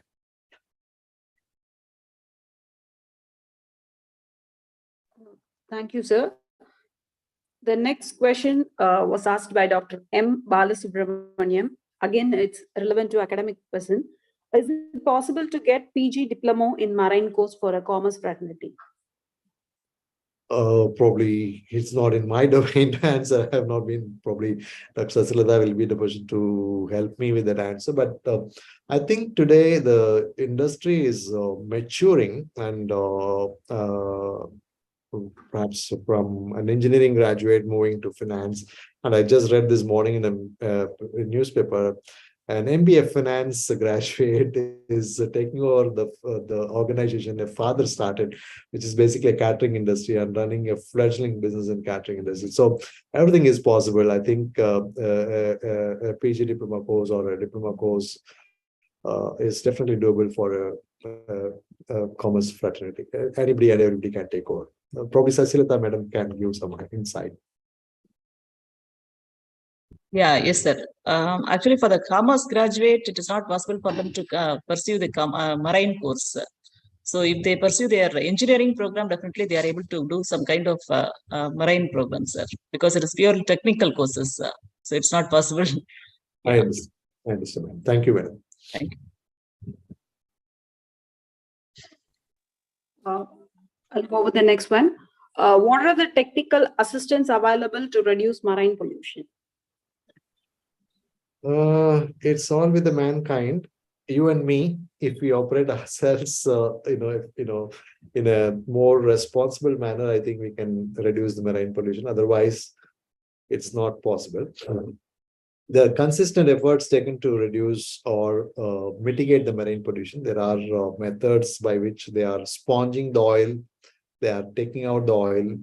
There are things which are unavoidable, like the oil tankers come, they get into the cyclone, typhoons, and they capsize, oil slips. And then the vessels, they get into a problem, their engines get, sometimes then the oil, the vessel itself sinks and then the oil sleeps. And this is one type of marine pollution, and it's a havoc, it's a situation, it's an accident. Knowingly, there are pollutions which are happening. There are marine outlets like the rivers, which is feeding heaps and heaps and heaps of pollution into the ocean. And governments are turning blind.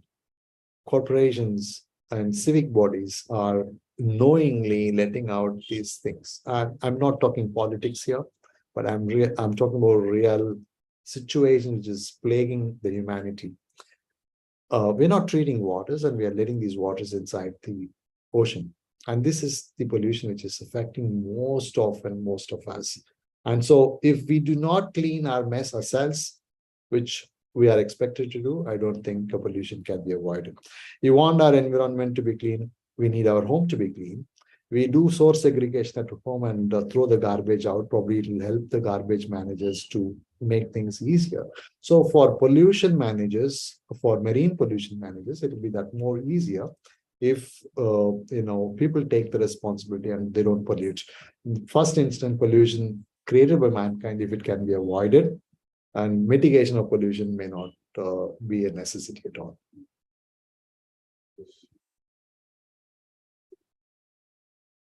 Thank you, sir. I'll go with the last question. At the era of this much advancement in maritime education and technology, why our country is still facing a lot of issues in demarcation of our border in marine environment and our fishermen are in jeopardy? How to fill these gaps? Simple. If you ask the fisherman which is crossing the boundary, he will say, it's my life and my livelihood. So if we can make every one of us responsible, probably we will not be doing what is being done. We go on the road, we don't want to honk if we follow the traffic. If we have a sense of responsibility for our fellow citizen, we all will be civilized. Unfortunately, we are not, including me and you and every one of us. We want to be the first, we want to be the fastest, we want to be in the front, we want to be there before anybody gets. So it is this urge of humanity which is pushing you and me and every one of us. And that's also pushing our fishing friends to go beyond the boundaries.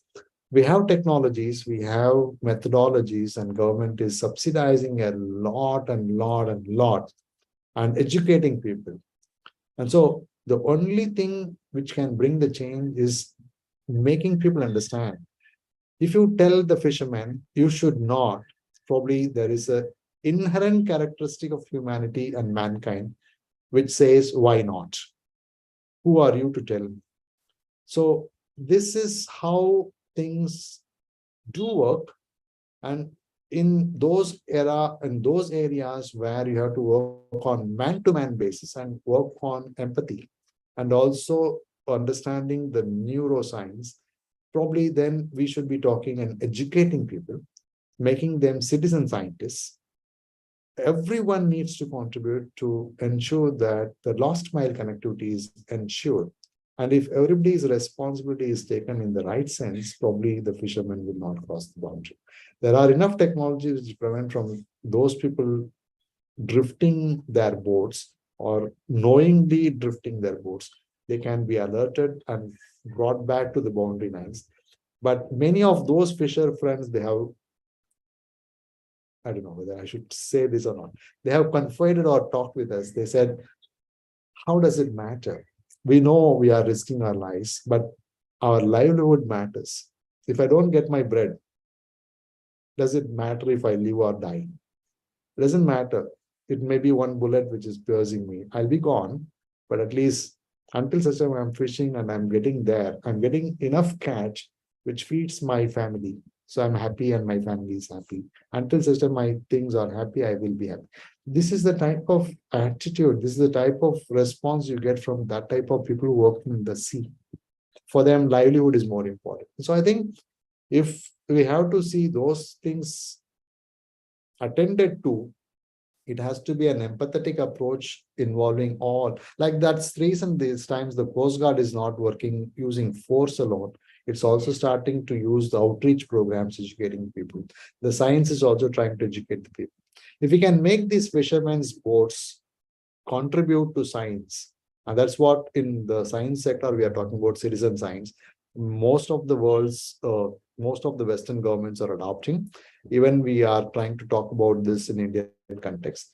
If we can make these fishermen to become citizen scientists, all their boats, if they can have one sensor attached to that boat, and if those boats can be contributing a scientific data to science, and those boats can be compensated for those scientific data, probably the fishermen will also start getting something out of the data, not just fishing.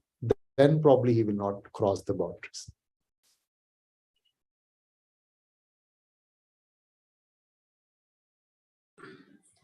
Thank you, sir. Thank you for sharing your expertise by discussing about the incorporation of disruptive technologies such as AI, IoT, robotics, data science in higher education, and especially in the shipping industry, like autonomous vehicles. We are grateful to you by providing the insights on the sectors to be addressed for the employment opportunities while considering the curriculum design. I thank you once again for sharing your proficiency. Perfect.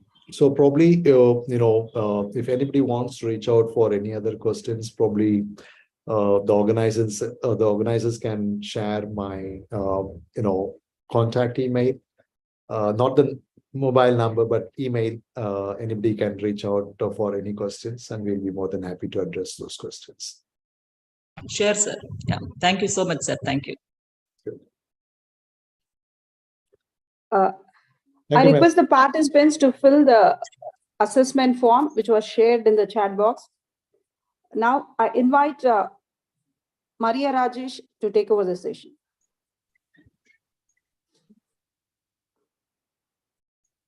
Happy evening to everyone in this celebrated occasion. It gives me a prodigious sense of pride and overwhelming joy to invite you all for the valedictory ceremony.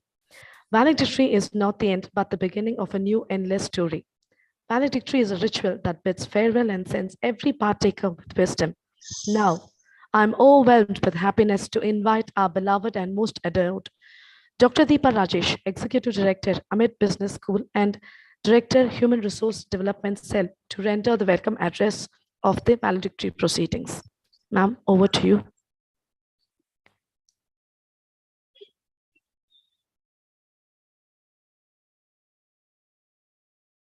Ma'am, you please wait. Madam is joining. Yes, ma'am, I understand.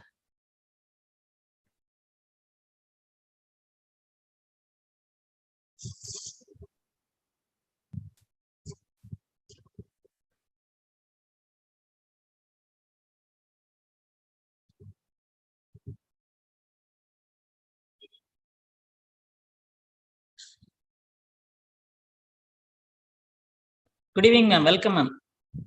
Over to you, ma'am.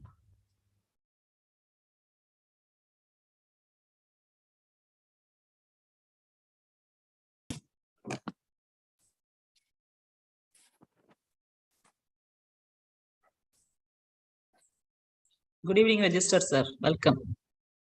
Good evening, madam. Good evening to all the panelists. In the Good evening, sir.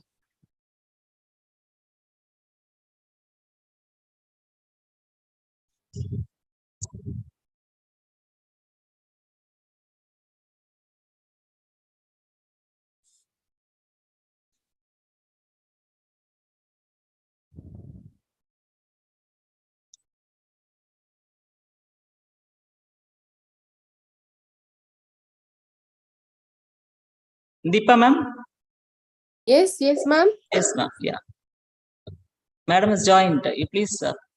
Yes, Maria ma'am. Yeah, ma'am. I Take it shall. start. Yeah, please. Ma'am, it is time for our Executive Director of Amit Business School, Director, Human Resource Development Cell, to render the welcome address to the valedictory proceedings. Ma'am, over to you, ma'am. It gives me immense pleasure to place on record the successful completion of the 9 days faculty development program on design and development of industry-led curriculum in technological era, organized by Amit University under the aegis of Academic and Administrative Development Center between 14 to 22nd, 2022. The enthusiasm shown in registering for the faculty development program speaks volume about the relevance of the topic chosen under the valuable guidance of our Honorable Vice Chancellor, sir. We have been fortunate to have a panel of distinguished speakers who are veterans in their respective disciplines, sharing their valuable inputs. I would like to briefly share the details of the same. On day one, we were fortunate to have Dr. Atul M. Gonsai, Professor, Department of Computer Science, Saurashtra University, Gujarat, who shared his knowledge on the title Industry Ready Quality Curriculum for 360-degree Student Development, and he had a total overwhelming participation of 546 on the same day. On day two, Dr. Joshua Ernest graced the occasion, Professor, National Institute of Technical Teachers Training and Research, Bhopal. With his valuable inputs, Sir shared his speech on outcome-based curriculum and industry connect, and who also had a total overwhelming response with 428 participants.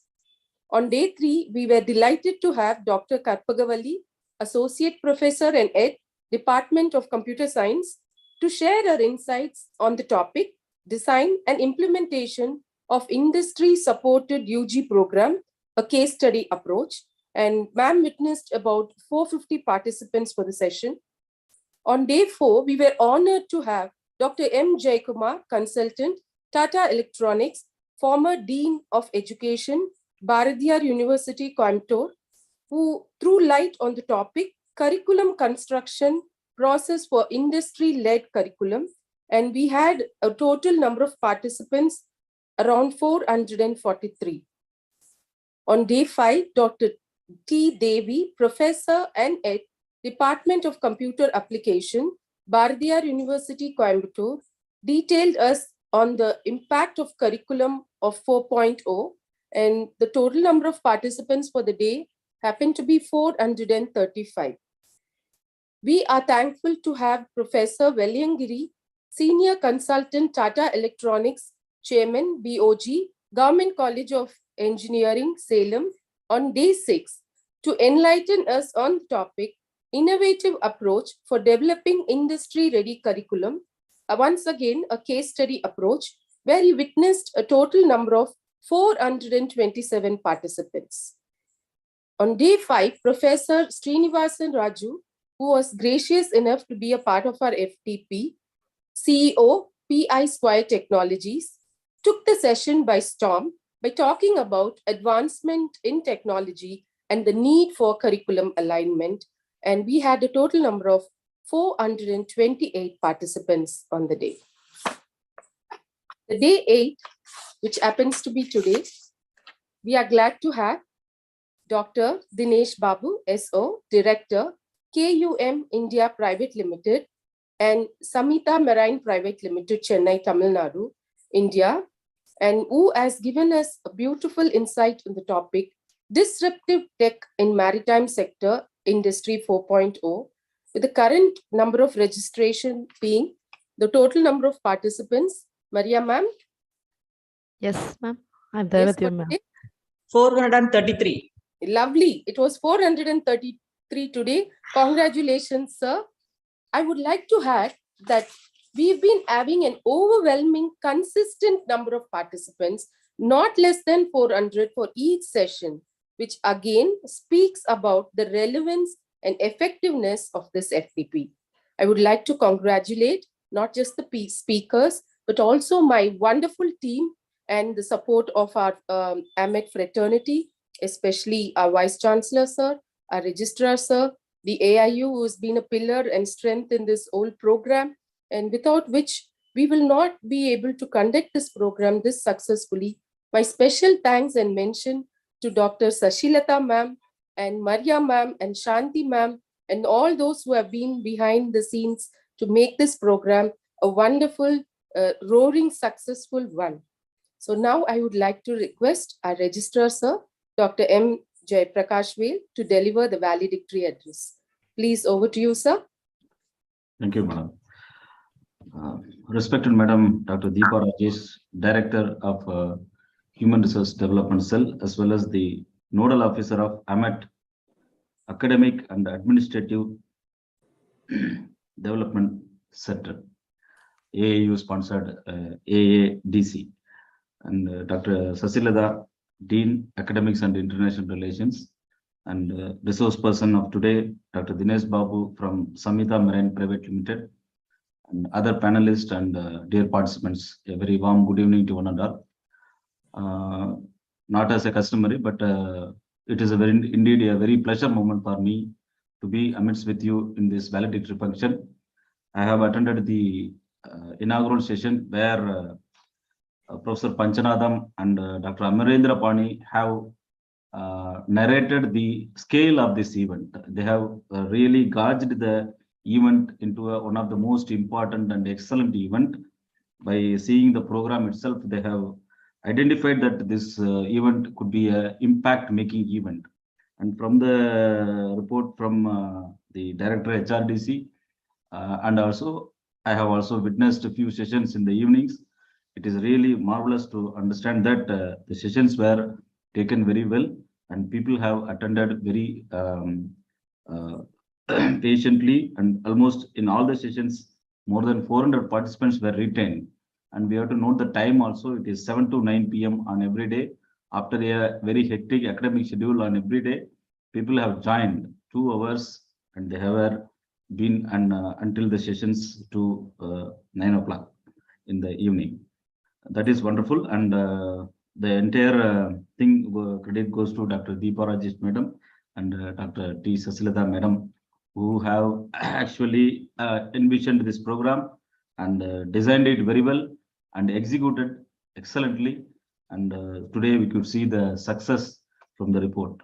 I wish to congratulate all the team members also for their effective participation and ensuring the efficiency of the university AADC. I think this is the first program that this AADC is conducting, and I think the first program of all other AADC sponsored by AAU also. Maybe it may make an impact and it may be a model even for other institutions and other academic and administrative development centers which are sponsored by AAU. Definitely it is a impact-making event.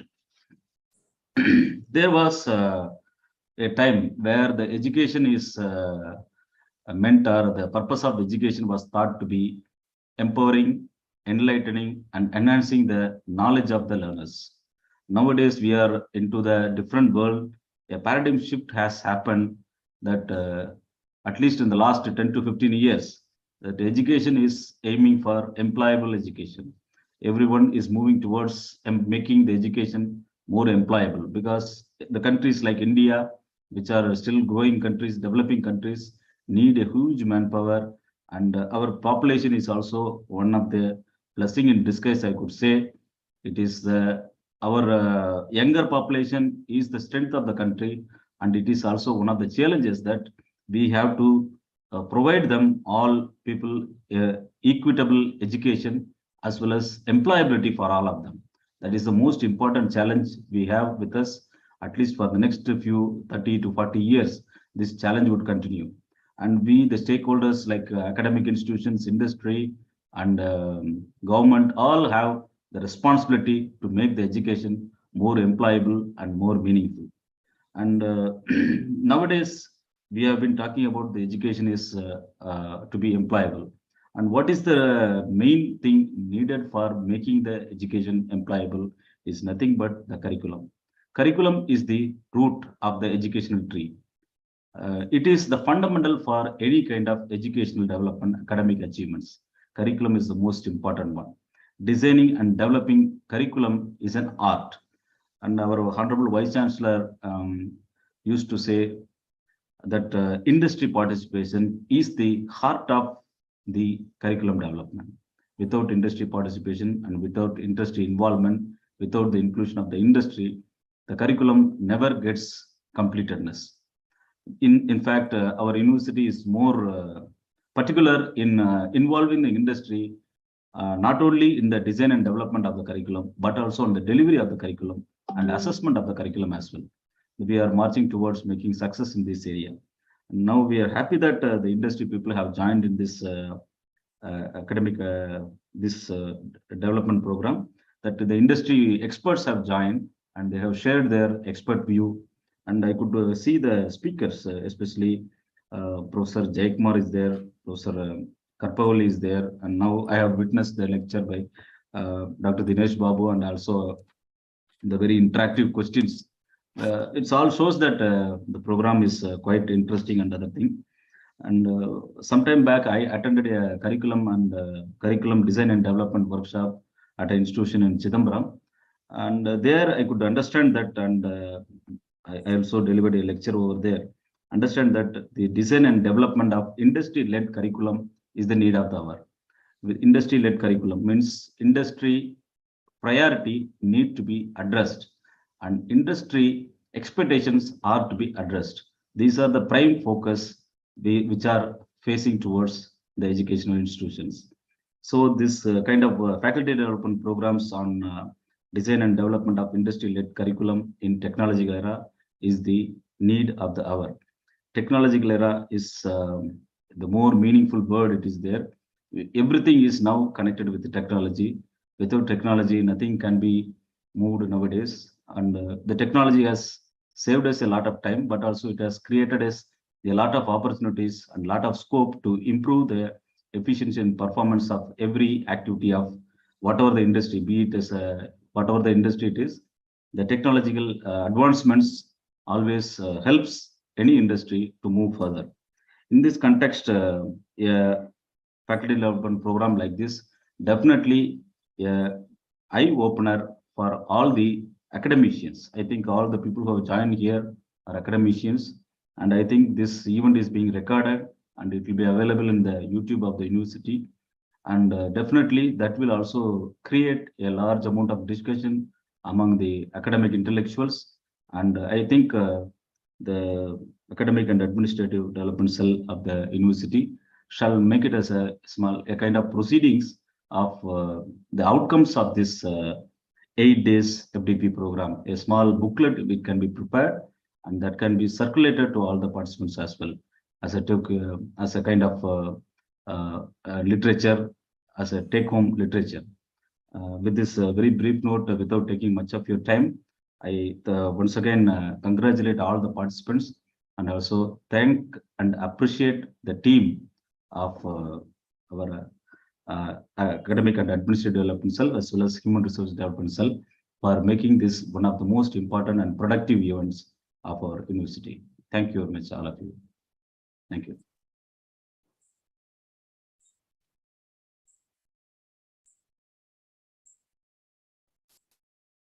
Thank you, sir, for your farewell oration. The valedictory address that you have shared opens a realm of opportunities to all the recipients. Thank you very much, sir.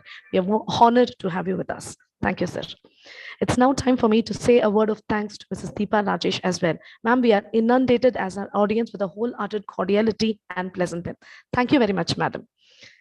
At this juncture, it is more ideal for us to render a quick reminder of the 9 days chronicles and the adapt knowledge it shared with the whole widespread audience.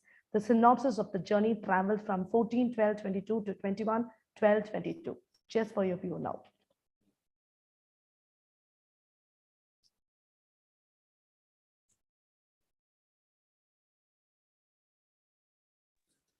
Karthik sir, please share the video.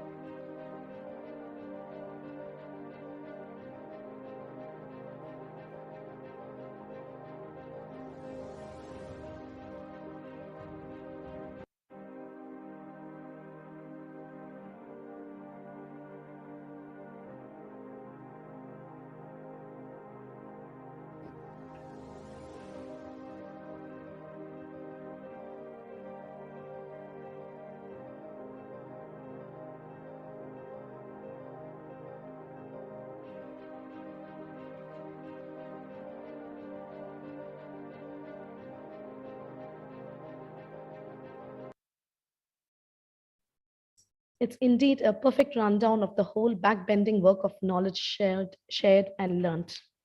It's time for feedback. Anybody who's ready to volunteer and share your feedback just to make this program a complete success, just raise your hand. We will just add you as a panelist and you can share your feedback with us. We love to have you on board. Anybody who's ready to share your feedback about this 9 days process of learning and knowledge that we have shared to make you all erudite. We love to have you on the panel with us for a feedback. It would be more constructive if you could join with us for a feedback. Karthik sir, please make Shiva Ganesh Babu. Please give him permission.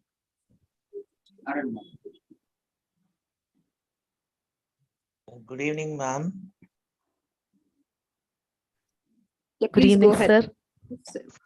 It's indeed a great honor for me to be a part and parcel of the 9 days FTP program on design and curriculum development in the technological era, organized by Amit University, Chennai. So this, as rightly pointed out by Sir, Registrar Sir, it is the need of the hour, because gone are the days where we were having the traditional and conventional, that is the blackboard means of deciding the curriculum. Now it is, everything is due to go, not because of pandemic, but we have to shake hands with the technology and all that. But that is also a two-sided view, because even in the rural areas, still the technology has not been that much in depth. They are not able to visualize the Wi-Fi technologies. That should be addressed more, I think, from this FTP. I'm just suggesting the government and all other stakeholders who are involved. So as a feedback for this FTP, I would say all the guest speakers, all the 9 speakers were 9 gems, I would say. All the 9 days were like a 9 gems to be word in a, or like an aurum in our this thing.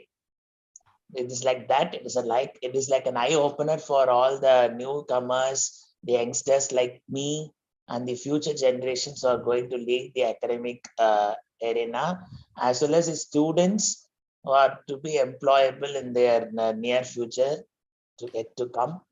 So I thank from the bottom of my heart the organizers of this 9 days FTP. Thank you. Hope to have all in the near future also. Thank you. Thank you, Mr. Shiva, for your most illustrated feedback that you just gave us, calling us 9 gems. Thank you so much. Taking time from your schedule to share a few words with us. Thank you so much for that. Thank you, ma'am. The roots of all, thank you so much, sir. The roots of all goodness lies in the soil of appreciation. It's my privilege to beckon our most appreciated and admired Dr. T. Sachilata, Dean, Academics and International Relations of Amit University, to furnish the oath of appreciation and acknowledge the contributions of who toiled indeed tough to make this occasion a promising one and an impressive accomplishment. Ma'am, over to you for the oath of thanks, ma'am. Thank you, ma'am. Good evening to all. It's my pleasure to deliver the vote of thanks of the 9 days faculty development program on design and development of industry-led curriculum in technological era, in association with the Association of Indian Universities and Academic and Administrative Development Center of our esteemed Amit University, Chennai. I would like to convey my sincere gratitude to our Honorable Vice Chancellor, Colonel Dr. G. Trivasagam, Registrar Dr. M. Jayaprakash Vel, and Director of HRDC and the Nodal Officer of Academic and Administrative Center of Amit, Dr. Deepa Rajesh, for giving me the opportunity to coordinate the program. I extend my heartfelt gratitude to Madam Dr. Deepa Rajesh for the kind support extended throughout the program. Thank you, ma'am. On behalf of our university, I extend my heartfelt thanks to the esteemed guest, Dr. N. Panjanadam, former Vice Chancellor of Tamil Nadu Teachers Education University, for accepting our invitation and delivered his chief guest address during the inaugural session. Professor has appreciated the AIU for developing the Academic and Administrative Development Center to perfectly balance the academics and administration in our institution. He inspired the participants by elaborating the top pedagogical methods out of the 50 and thereby to equip the faculty in order to create the best employment opportunities for the students. It's our pleasure to have such an eminent expert on this forum.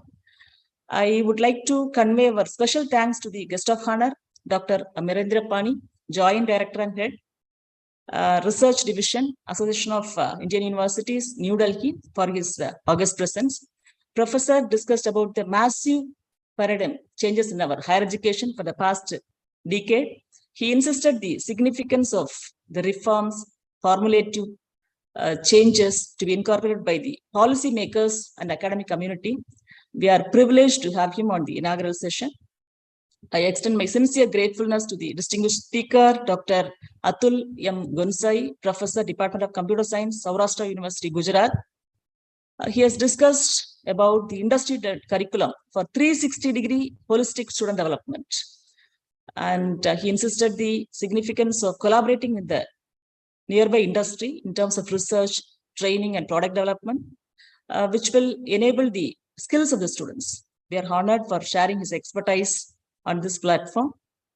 Then I would like to convey my gratitude to our Dr. Joshua Ernest, Professor of National Institute of Technical Teachers Training and Research, Bhopal. Professor discussed on how to plan to establish industry connect with outcome-based curriculum for the UG and PG programs. We are privileged to receive and learn from Sir's proficiency. Then I extend my hearty acknowledgement to Dr. S. Karpagavalli, Associate Professor and Head, Department of Computer Science, PSGR Krishnamal College for Women, Coimbatore. Madam's discussion on design and implementation of industry-supported UG program insisted the academicians to concentrate on what sort of industries we are framing the courses and also what to be adopted to incorporate the suggestions. We are very grateful to Madam for gracing this occasion and shared her wisdom. I extend my sincere most gratitude to Dr. M. Jaykumar, Consultant, Tata Electronics, and former Dean of Education, Bharathiar University, Coimbatore. Professor's discussion on curriculum construction process for industry-led curriculum emphasized what set of technological tools and technological platform to be incorporated for being more productive while designing the curriculum. He insisted on raising the focused question, thereby students who can actively participate themselves to find answers on their own from the web sources. I would like to convey a special thanks to the speaker, Professor Dr. Devi. She showcased the Bharathiar's University curriculum in emerging technologies, which would fulfill the cutting-edge technologies demand. We are very much honored to have her on this forum. I extend my heartfelt thanks to Professor Velingiri, Senior Consultant, Tata Electronics, and former General Manager of Titan Watch Division. I extend my sincere gratefulness to the distinguished speaker, Professor Srinivas Raju, CEO of Pike Squares Technologies. We sincerely acknowledge his presence and thankful for sharing his expertise.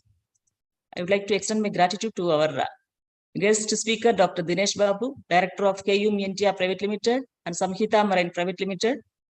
Sir has discussed about the marine technologies and shipping industries, evolution of manned submersibles, challenges in underwater communication, navigation systems, sonars, etc.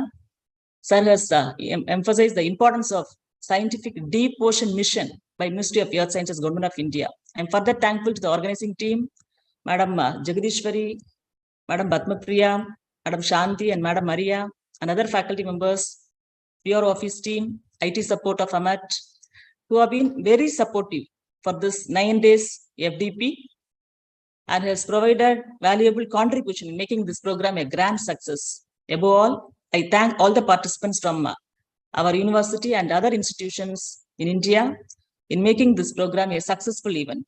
I once again thank everyone whose contribution has made this program a successful one. Thank you, one and all. Thank you. Thank you is a very less word, Madam, if I have to start with. Thank you so much. The oath of appreciation, the oath of confidence that you have instilled in every one of us is so great. It's so warm. It is so wholehearted. Thank you so much, Madam. Thank you for the oath of thanks. So let me just wrap my words with Mr. Gandhi's words. May the work of your hands be a sign of gratitude and reverence to the human condition. A big thanks to each one of you who made the celebration a memorable one. I thank you for being with us. It remains a pronounced pleasure to every one of us. Thank you so much to everybody who joined us this evening. Thank you. I request the participants to fill the feedback form. I repeat, I request the participants to fill the feedback form which is posted in the chat box. The feedback form is found in the chat, so kindly just ensure that you just fill the feedback form. It adds to the glory of the event and the completion of the event as well. Thank you so much.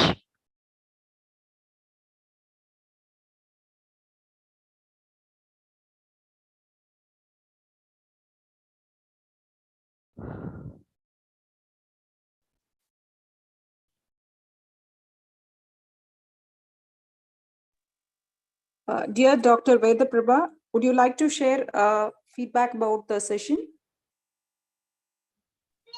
Yes, ma'am. Please go ahead, ma'am. Okay. Good evening, everyone. Myself, Vedaprada. I'm representing Mount Carmel College from Bangalore. It was really a very informative and very exhaustive session planned for a week. And I would like to extend my heartfelt gratitude to the organizers for having it planned online, because it's really difficult for the staff to take off on for a week. And this online sessions were really helpful. And there is a major misconception that you cannot implement advanced technology in social science, or probably in commerce and arts, and it is confined only to science students. I really loved almost all these sessions, but Dr.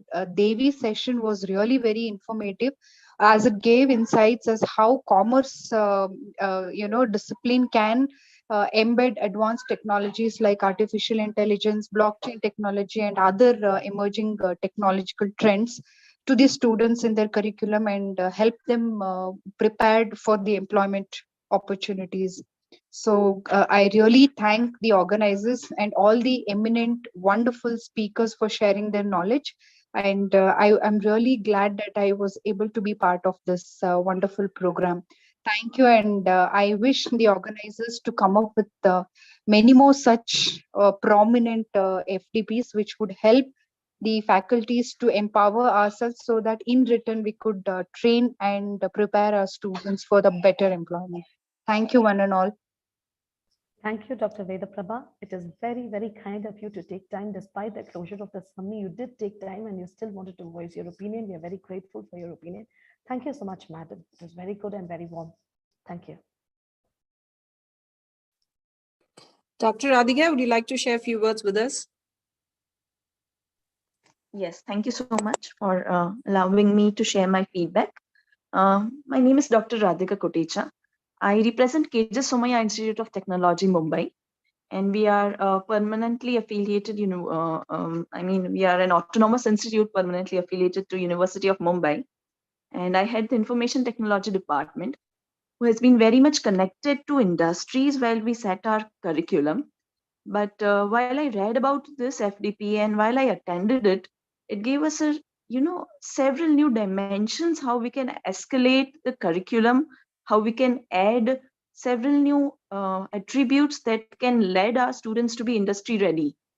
And it generally happens that when you have such a narrowed topic, there are sessions that overlap. There are some repeated contents, but the FDP was so well planned. We learned new dimensions every day, and all the speakers conveyed so much of the knowledge in depth in this 2-hour span.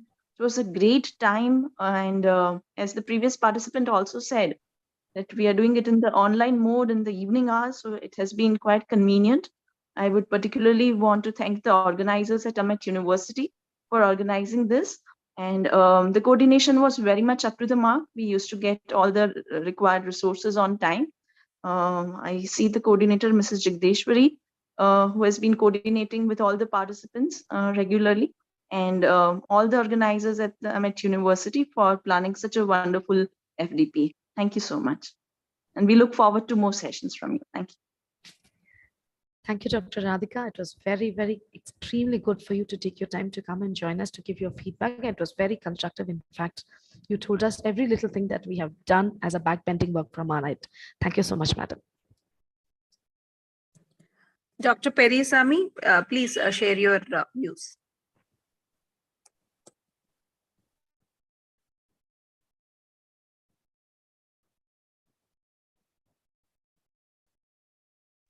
Dr. Perisami, are you there?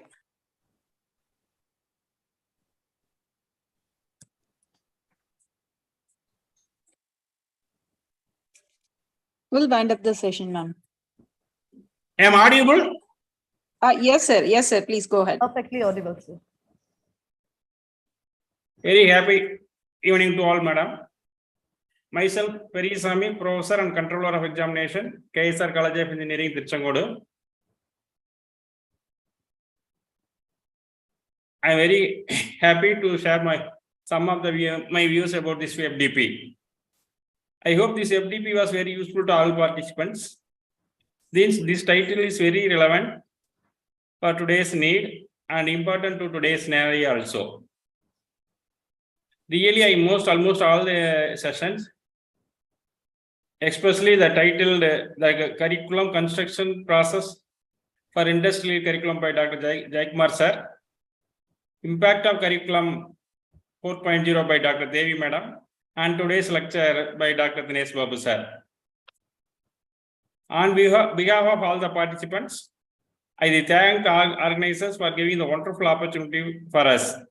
Really, this was very useful to me, and also I request the organizers to give the more opportunities in future. I also wish the organizers for getting grand success. Thank you for the giving opportunity. Thank you, madam. Thank you to all. And thank you for all the organizers giving the opportunity. Thank you. Thank you, Dr. Peரியasamy. It was very enthusiastic and a wholehearted feedback that you gave us. Thank you so much. Ma'am, can you just wrap the session? Yes, ma'am. Yep. Thank you very much. Bye and good night to all of you.